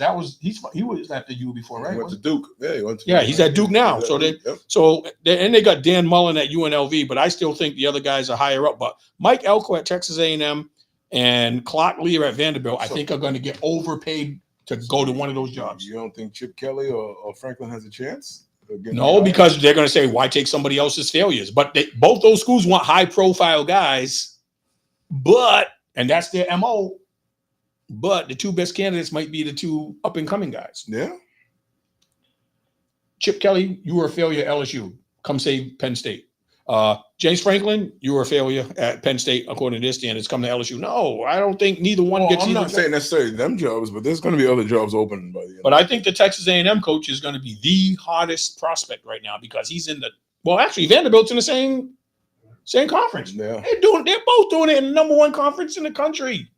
And they're probably not getting paid anywhere near what they deserve for the performance they've given the last 2 years. But they can't be touched until after the season. No. So those jobs might stay open a little longer, even though LSU wants to name somebody right away. They named an assistant to be the temporary coach, and he right away got rid of the offensive coordinator. And the governor. And the strength coach. He fired like 3 people. Yeah, then the governor of Louisiana step in. And Yeah. He was like blocking certain hires and Yep. wanted to put up a statue and do this and do that. Oh, you know who LSU wants to go after? Saban, because he was there before. Saban don't want nothing to do with And they said, yeah, Saban's going to say he don't want to coach, and then his wife's going to be. Saban's still getting paid from Alabama. Hey, is all the you only got a few years? Go get that money for 2 years. They're not signing him long term, but it'd be guaranteed. 3 years. They'd probably be like, but he said he couldn't take the culture of the game now with the NIL and all that. That's why So he's like Krzyzewski and all. They're like, we can't compete no more. The portal, the NIL. He's not with it. He's an old school coach. But the fact that he has roots there. No, I get it. They mentioned his name. Yeah, you have to. He left a high profile Alabama team. 6 national championships. I don't think he's gonna go back. I don't. Alabama probably would have wrote him a check to stay. Of course. No bigger than what LSU can offer. So he just didn't want to deal with those conditions no more. He's probably one of the best college coaches ever. He's on the book saying he doesn't. But isn't he like 72 or something? Yeah, he's in the 70s. Like the man is. I don't think you can't write a check big enough for him right now over his sanity. They said he might say that, but they said it'll be his wife's decision. I started falling out. I was like, I wonder how true that is. Hey, babe. You can say what you want. You can be out. I'm not going back to college. Yeah.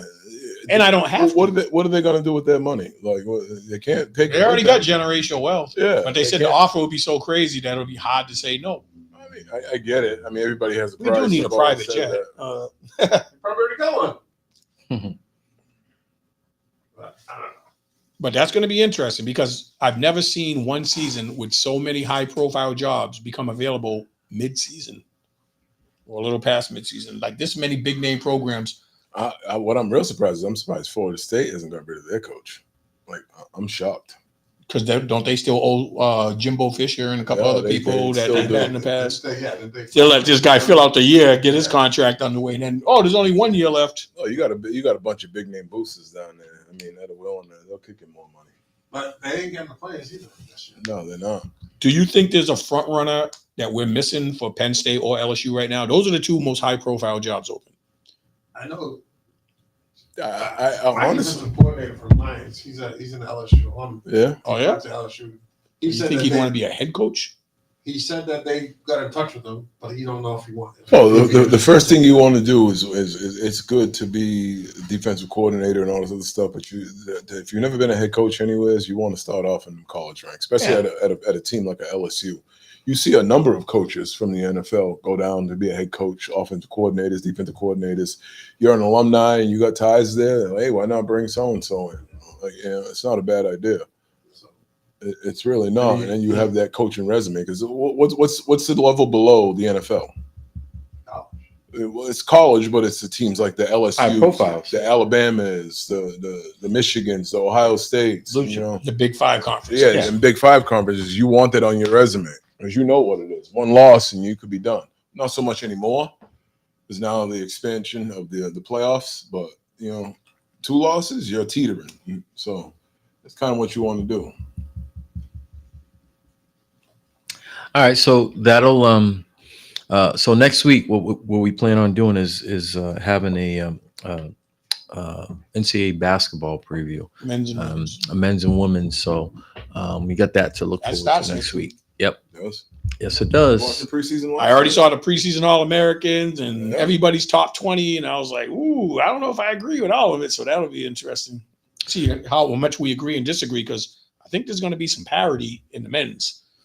So we can now discuss the UFC 321, Aspinall, and Gane. I got my glasses on. I got my no contest. So frustrated. And Derek brought it up earlier, and I'm not sold on it, but I can see why it's being said. Gagne was touching him up. And he was touching him up in them first couple minutes of that round. Makes me wonder why he even took the chance. Same thing. Dude, he broke the dude's will in the first round. He did. You know how hard it is to breathe out of your nose with a broken nose, and you're already losing, and I got to go 4 more I don't rounds? think it wasn't purposely, but Gagne has a bad habit. There's a few guys who they go in with them open fingers, and it's right to the face, and that's just asking for break a finger. Yeah, you got Cormier in the past, notorious for it. Hell, you got the GOAT, John Jones, that's pretty much part of his awesome. Yeah, he finds that's for distance. Reach. That's what he gets. He uses that for distance. He puts his hand out there. Yeah, he puts his and hand. then when he comes in, it's right there. Yeah, you come in like He puts his hand right there. Uses that for a gauge. I just didn't know it was that bad till they really slowed it down and showed it from a close up. It was both eyes. I thought it was one eye.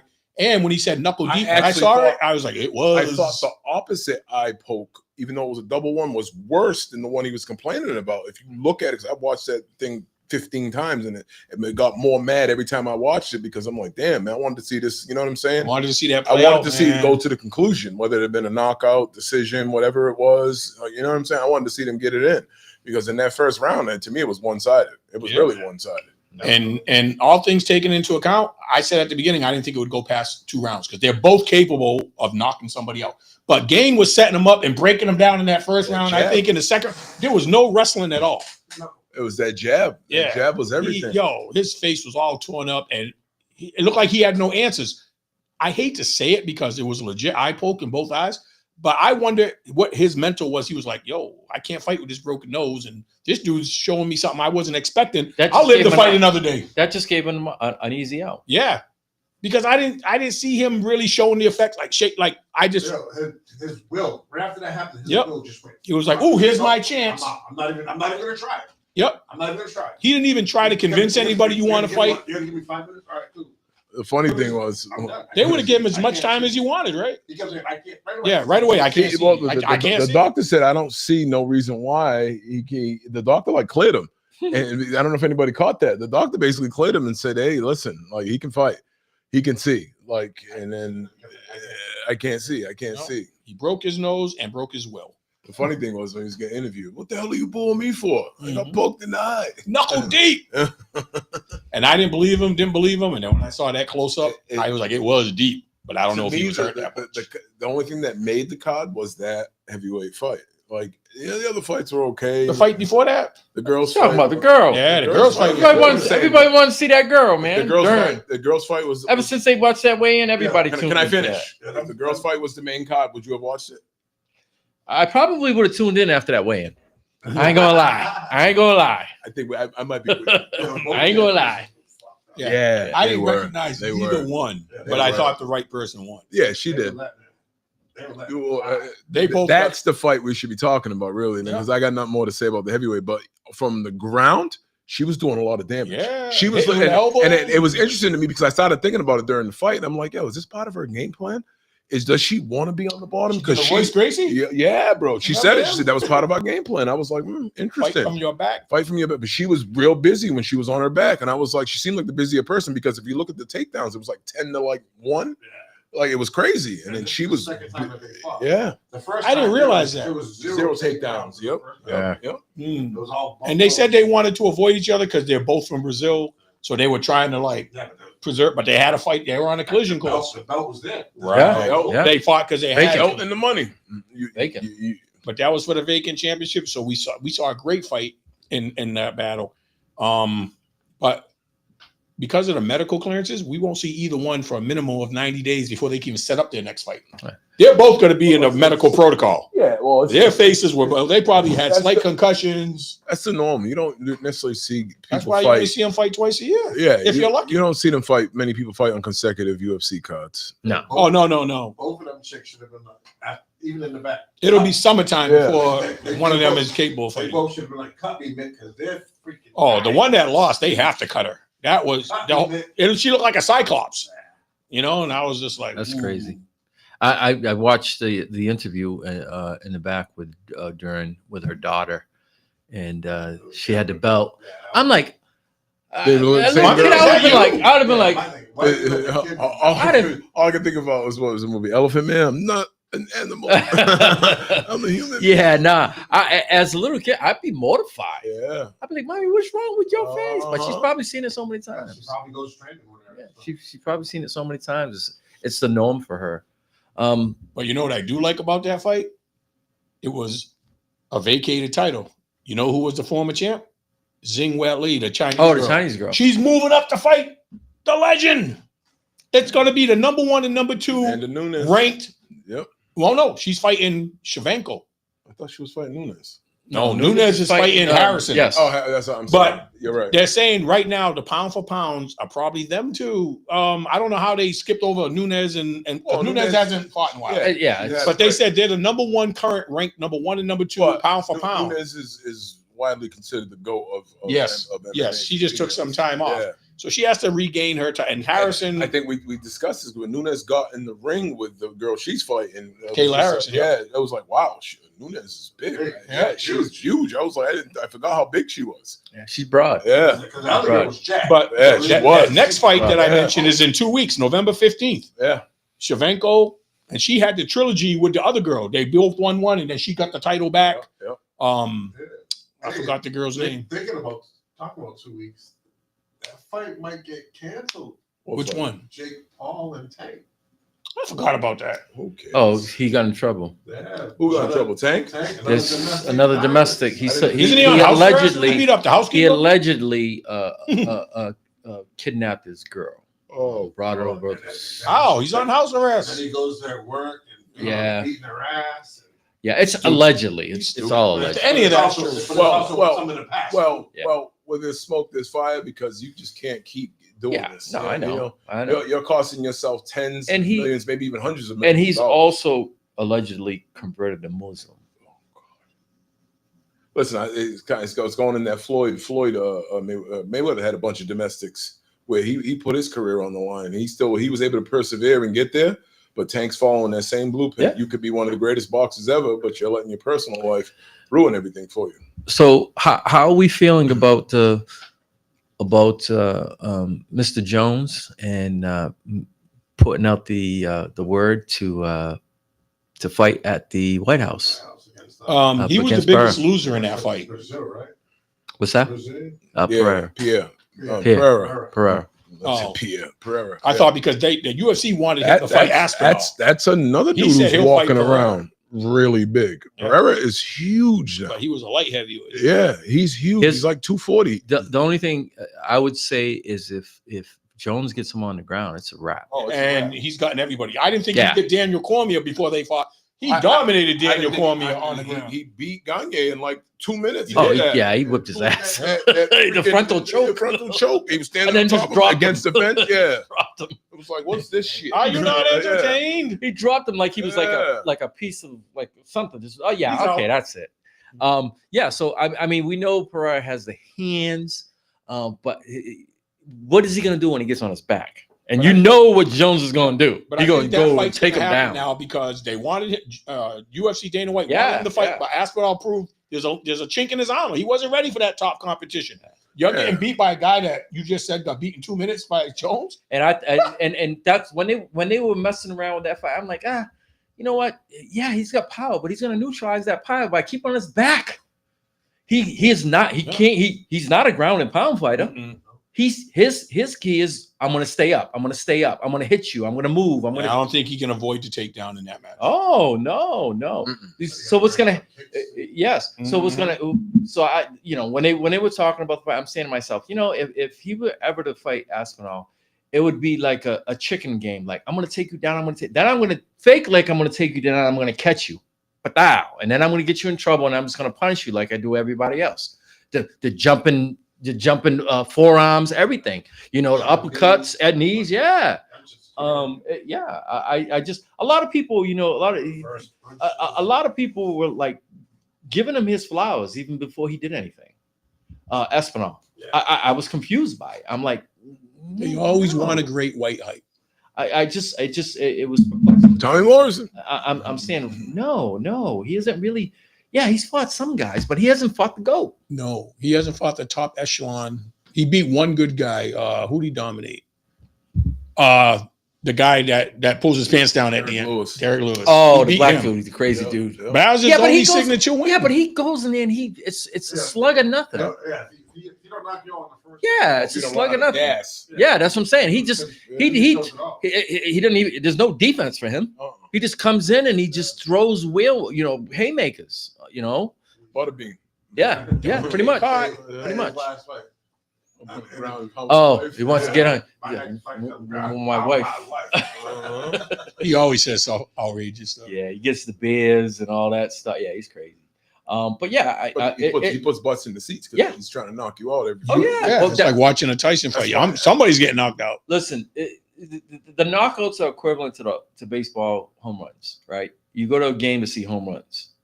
Chicks dig the long balls. Chicks dig the knockouts, right? You don't want to see the guy leading the league in batting average, but he has 4 home runs, but he's batting 348. You're like, that's boring. If I'm Ichiro. If I'm going to go, do I want to watch Tony Gwynn or do I want to watch Barry Bonds? Yeah, exactly. And no slight on Tony Gwynn. He's good at what he does. Listen, I'm not mad if I want to go watch Tony Gwynn. Yeah, no, I know, but I'm saying, listen, I'd rather watch that swing and go out into and go and I'd rather watch. I want to go watch is Ken Griffey because that sweet swing. But I want to watch the guys. Barry Bonds. I want to watch the guys in the boat and the boats and that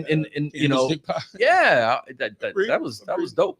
But yeah, it makes for interesting, and like Steve said, it threw a monkey wrench into their plans now. Yeah, because Dana White was pushing Aspinall like crazy. Now he has to rethink. Like, I don't really think it's long. If you put Jones on the card, everybody wants to see Jones fight again. Well, here's the thing: what everybody doesn't realize if Aspinall comes and fights again and wins, and if it's Gagne, he'll be right back on that. Oh yeah. So this time, why not put both of them on that White House card and the winners fight? You want to. I would rather see an all heavyweight card. I want to see. I'd rather see the final 4. Co-main event. You very rarely would you see that. You got to spread them out to keep things interesting because you put all those guys on the. You put all those. They all want to fight on that card. Yeah. Because they're probably all. You're gonna have the president weighing in too because him and Dana White are friends, so he's gonna tell him. And John Jones is a big trumper. He's not a big trumper. He just all he said when they talked about him. He said, "Listen, he when they interviewed him, he said, listen, he's the president of the United States, whether we like him or not." He said, "I paid." He said, "I paid." Yeah, he praised them when he was. He said all he said was he says whether you hate him or not, he's part of our history. And he said, "I just paid homage to him. I paid respect to him. That's it." He didn't say he was. Should have. Yeah, he didn't say he's a. I voted for him or anything. Yeah. He just said he holds the highest office. Yeah. He said, and you should be happy to support him. That's what made me. Listen, but why do you think Trump went to that fight? Because of Dana White. Because of Dana White, but he also went to go see that card. That was a good card. Mm-hmm. And when you got the GOAT on the card, I would want to go see the GOAT of any sport. If you like him or not, and the man is acknowledging, you're gonna acknowledge him back. End of story. Yeah. All right. Moving on to our last subject, the Fall Classic. Great Fall Classic. So we all in turn we were all wrong. It's just simple. Nobody was right. Everybody. Nobody. I'm saying everybody. I was wrong. Nobody was right. We all. It's the best of 3 right now. It ended 6. Yeah. Tomorrow night. Yeah, I thought 5. Hey, stop it. No, I called 6. The Dodgers were going to win. I called 6. I thought I heard gentleman sweep. I heard 1. Listen, when I'm wrong, I said 6. I said 6. And I was like, listen, I said 5. I said quiet as kept. I said quiet as. I know what everybody said in the room. No, you did say 6. Okay, I said Dodgers. Quiet as. I was like, listen, I'm rooting for the underdog. I said because I'll go before the series even started. I said, should we hand the Dodgers the title now? I put it up as a post. So I was ready. I had already given it to him. So we overlooked. We overlooked pitching. Yes, we didn't think Toronto had, but I think it's timely pitching. They haven't been dominating. They have rookies that like yesterday was a rookie. Pitcher. Yeah, but has he ever pitched like that? You know what? No, he hasn't. They brought it up in the marathon game. How many guys were thrown to them like they were garbage and have an effect on the series right now? There's like 3 of them. I forgot the names they said, but there was like legitly, what's his face, left and came back. It was just crazy. And then when you had Freeman hit that home run in the 18th, I pretty much thought that sealed the deal because it demoralized them. The same thing happened with the Red Sox, though. True. 14 inning game, right? No, it was longer than 14. It was 16. Yeah. It was 16. Yeah. The same thing happened. It's just, the Red Sox showed, they came back and funny thing, was it in the 14th though? When Freeman did it, he had like 5 feet. Yeah. Everybody thought it was gone. Everybody thought it was gone. It got cold and the ball just died. It just died. Yeah. But yeah, the Red Sox, that was heartbreaking. They were winning that game too. They had it won. Yep. And they came back, they tied it up, and it sent it into extra innings. And the Red Sox literally, what's his name, pitched how many innings? What's his name? The pitcher we lost in free agency. Yeah, he pitched 7 innings, 6 innings, six and a third innings. Evaldi. Yep. 6 innings. He ate up all. That's what actually won the game. Won the series. Saved the bullpen. You saved everybody. They were throwing everybody out there, and he just went and kept going and kept going. Yeah, he gave up home. So what? Sacrificial lamb. Came in to pitch to one batter. I was surprised. I know it was ideal and everything. It was set up, but I thought he would at least win another inning. Yeah. Mm-hmm. But in hindsight, what's his face? Pitch what, like almost 5 innings for them? Otani? No, I'm talking about in the marathon game. Oh, yeah. That other guy. Klein. Yeah. And he hadn't pitched that ever. Never was that effective either. Yeah. No. Yeah. So yeah, that was their savior. But looking forward, some really good plays in the infield too. Yeah. That saved it for So him. you had the Dodgers, you come up with the Chinese dude? Or the Japanese dude? He's pitching tomorrow night, right? Yeah, it's all hands on deck. So this is what happens. As soon as someone gets in trouble, out.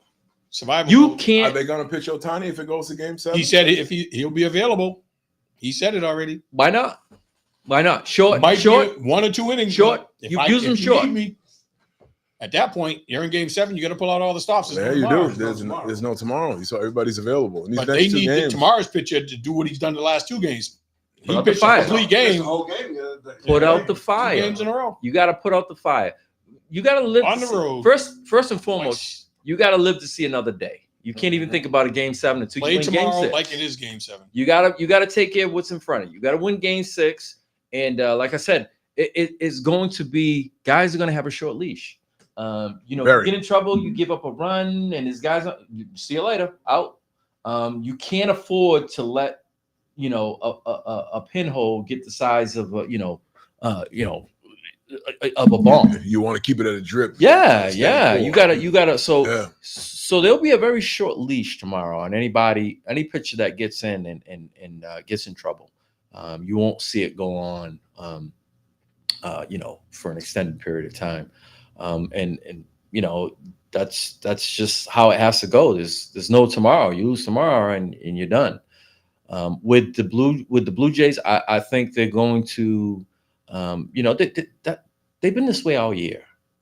They're free swingers. They come out and they jump on top of you. Yeah. And if that happens, it's going to be tough. Conversely, we're looking at after a record. So you're looking at somebody who was for the Dodgers, somebody who since they got there they've been prima donna. Now they're not looking at Mookie like that. Mm-mm. Not hitting. They moved him. They keep moving him in the lineup, and he's still not hitting. And that's a big bad time. Yes. Yep. Bad time to go. Yes. So the LA media is on him right now. LA media is on him. I went to a few of the sports pages, and they were like, "Oh yeah, they're all over." They were like, "Continue pushing him down in the lineup. Continue pushing him down." And they were like, "If it gets to the point tomorrow where he's 0 for 2, trade him." No, trade him. Trade him mid-game.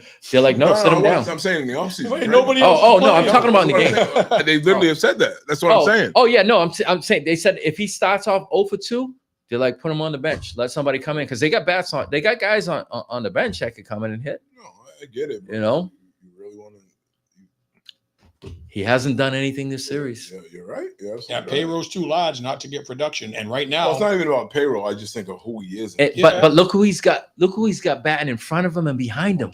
You're right. Yes. I'm not saying you're wrong. But no, I know. I think that somebody has a better bat than Mookie.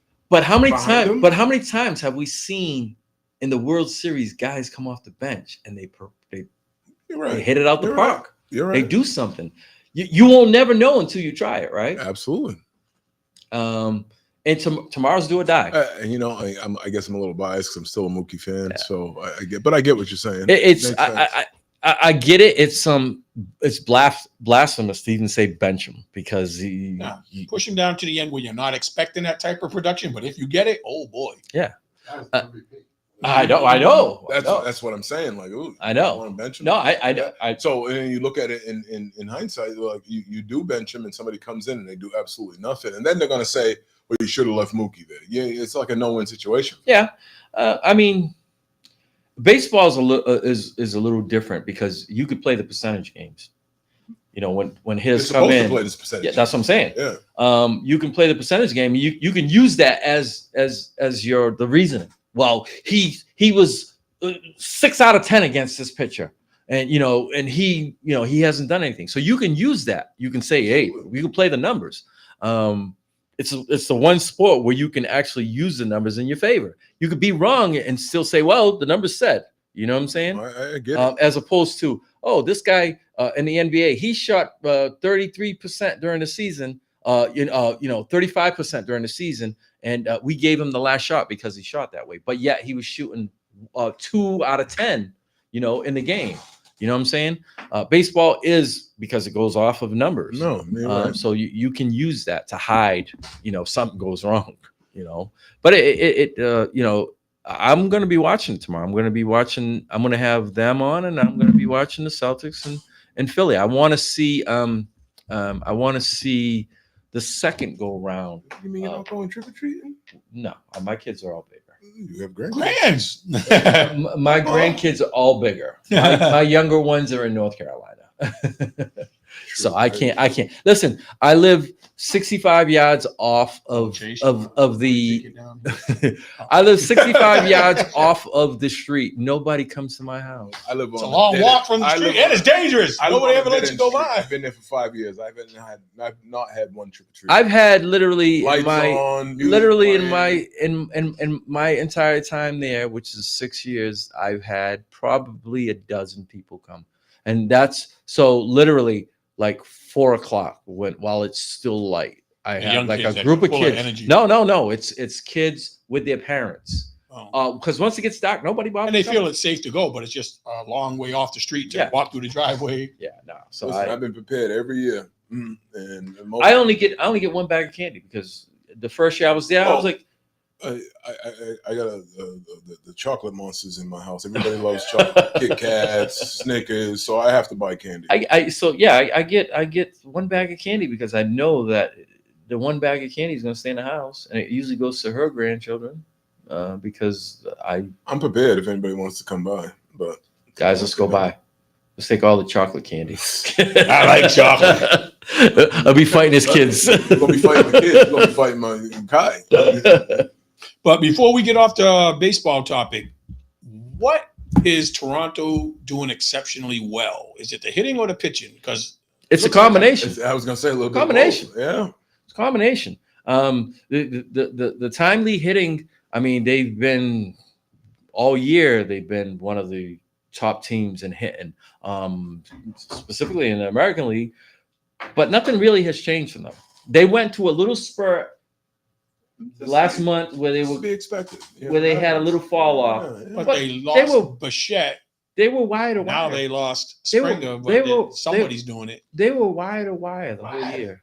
Yeah, Vlad's been the expected guy. And you know what? We haven't mentioned. But that catcher, everybody counted them out. Yeah. Nobody said Toronto's winning this World Series. You know what ends up happening when you keep hearing that? Just give the Dodgers the title now, because I'll be the first one to say I said it numerous times. But you know what ends up happening? You start getting that psyche, that mindset where, listen, they're just the same players on the other side with opposite jerseys on. You got nothing to lose at that point. Nothing to lose. We're supposed to lose this series. So you got nothing to lose. Out there in free swing. Yeah, that's it. You go out there and play like there's no tomorrow. See you We're already Sunday. supposed to lose. I'm gonna be late. Well, you got to dance a thon? Okay. All right. So before we leave, but when you get home tonight, call me because there was something I was going to share with you here. But you hit me up. I'm going. I'll be at the port. I'm going to go by there. All right. Now that you guys said that all on the air, before we leave, before we sign off, let them know. Let them know about our show on Saturday. Next Saturday. Hey, it seems like it's been forever, but next Saturday, November 8th, we have a hell of a show with headliner Freddie Ricks. Of course, we got our host Chris Tabb, and we got our girl Miss Condit coming down from Connecticut as a feature. We're down under 30 tickets, 30 table tickets. If you don't get a table, you might be getting individual seats. You know, you might have to stand, but we have less than 30 tickets to sit at a table. So if you're the type of person that wants to sit at a table, go on WNB1.com and get your tickets now. At the door, you're probably going to get a single seat or you're going to be standing, but log on now because it's going to be a hell of a show. And not to jump the gun, we've already booked our next show after that. And that's going to be January 10th, is it? What happens on January 10th? Oh, Big Slim's birthday, my man right here. And we got none other than headline straight off the tour with Dave Chappelle, Marshall Brandon. If you go online and look at our posts, we got footage up there, him all over the world with Dave Chappelle. And, you know, we wanted to do something special for my man's birthday, so we made the impossible possible. And he said, if you need me, I'm there. You know, so January 10th, Marshall Brandon will be headlining. Chris Tabb will be hosting. And more details coming. And to think, as soon as he went on tour with Dave Chappelle, we thought that we would never be able to get him again. But that's why you have to build relationships in every industry and never burn no bridges. Yep. People remember who you messed with when they were, you know, up and coming, earlier parts of their career, and they don't forget you. Nope. That's a credit to a lot of people. Don't do that. A lot of people get big headed, but he was like, "What date you need me? Yep. I'm open. It's yours, unless some God unforeseen situation comes up." But he's there. So the next two shows, I'm very, very excited about. So you know, if you want, and we're at the vault now. Come down. You know, nice theater size stage, professional sound, professional lighting. Everything's up close and intimate, you know, but we can only put 150 people in there. So like we said, less than 30 tickets if you want a table seat. All right. So with that being said, we're going to sign off and we'll see you all next Thursday right here. Same time, same place, 6 to 8 p.m. right here on WNB1 Radio. And don't forget to go ahead and download the WNB1 Radio app, available on all platforms. And if you all are up tomorrow morning, Mags in the morning, I'll be on in the morning. All right. So I'm going to send everybody off, you know, that listens tomorrow, get them straight for their weekend. Get the weekend going. Have a happy and safe Halloween. All right. So, yeah, everybody get your candy ready and get your costumes ready. All right. Until next week, we're out. Ladies and gentlemen, may I have your attention, please? Yo, what's up? Baby, let's go! Old school R&B, hip hop, reggae, sports, talk shows, and a whole lot more. You're listening to the internet's hottest new radio station, WNV1 Radio, New Bedford, Massachusetts, home of the legendary Tavares and just a collection of some cool-ass wonderful people.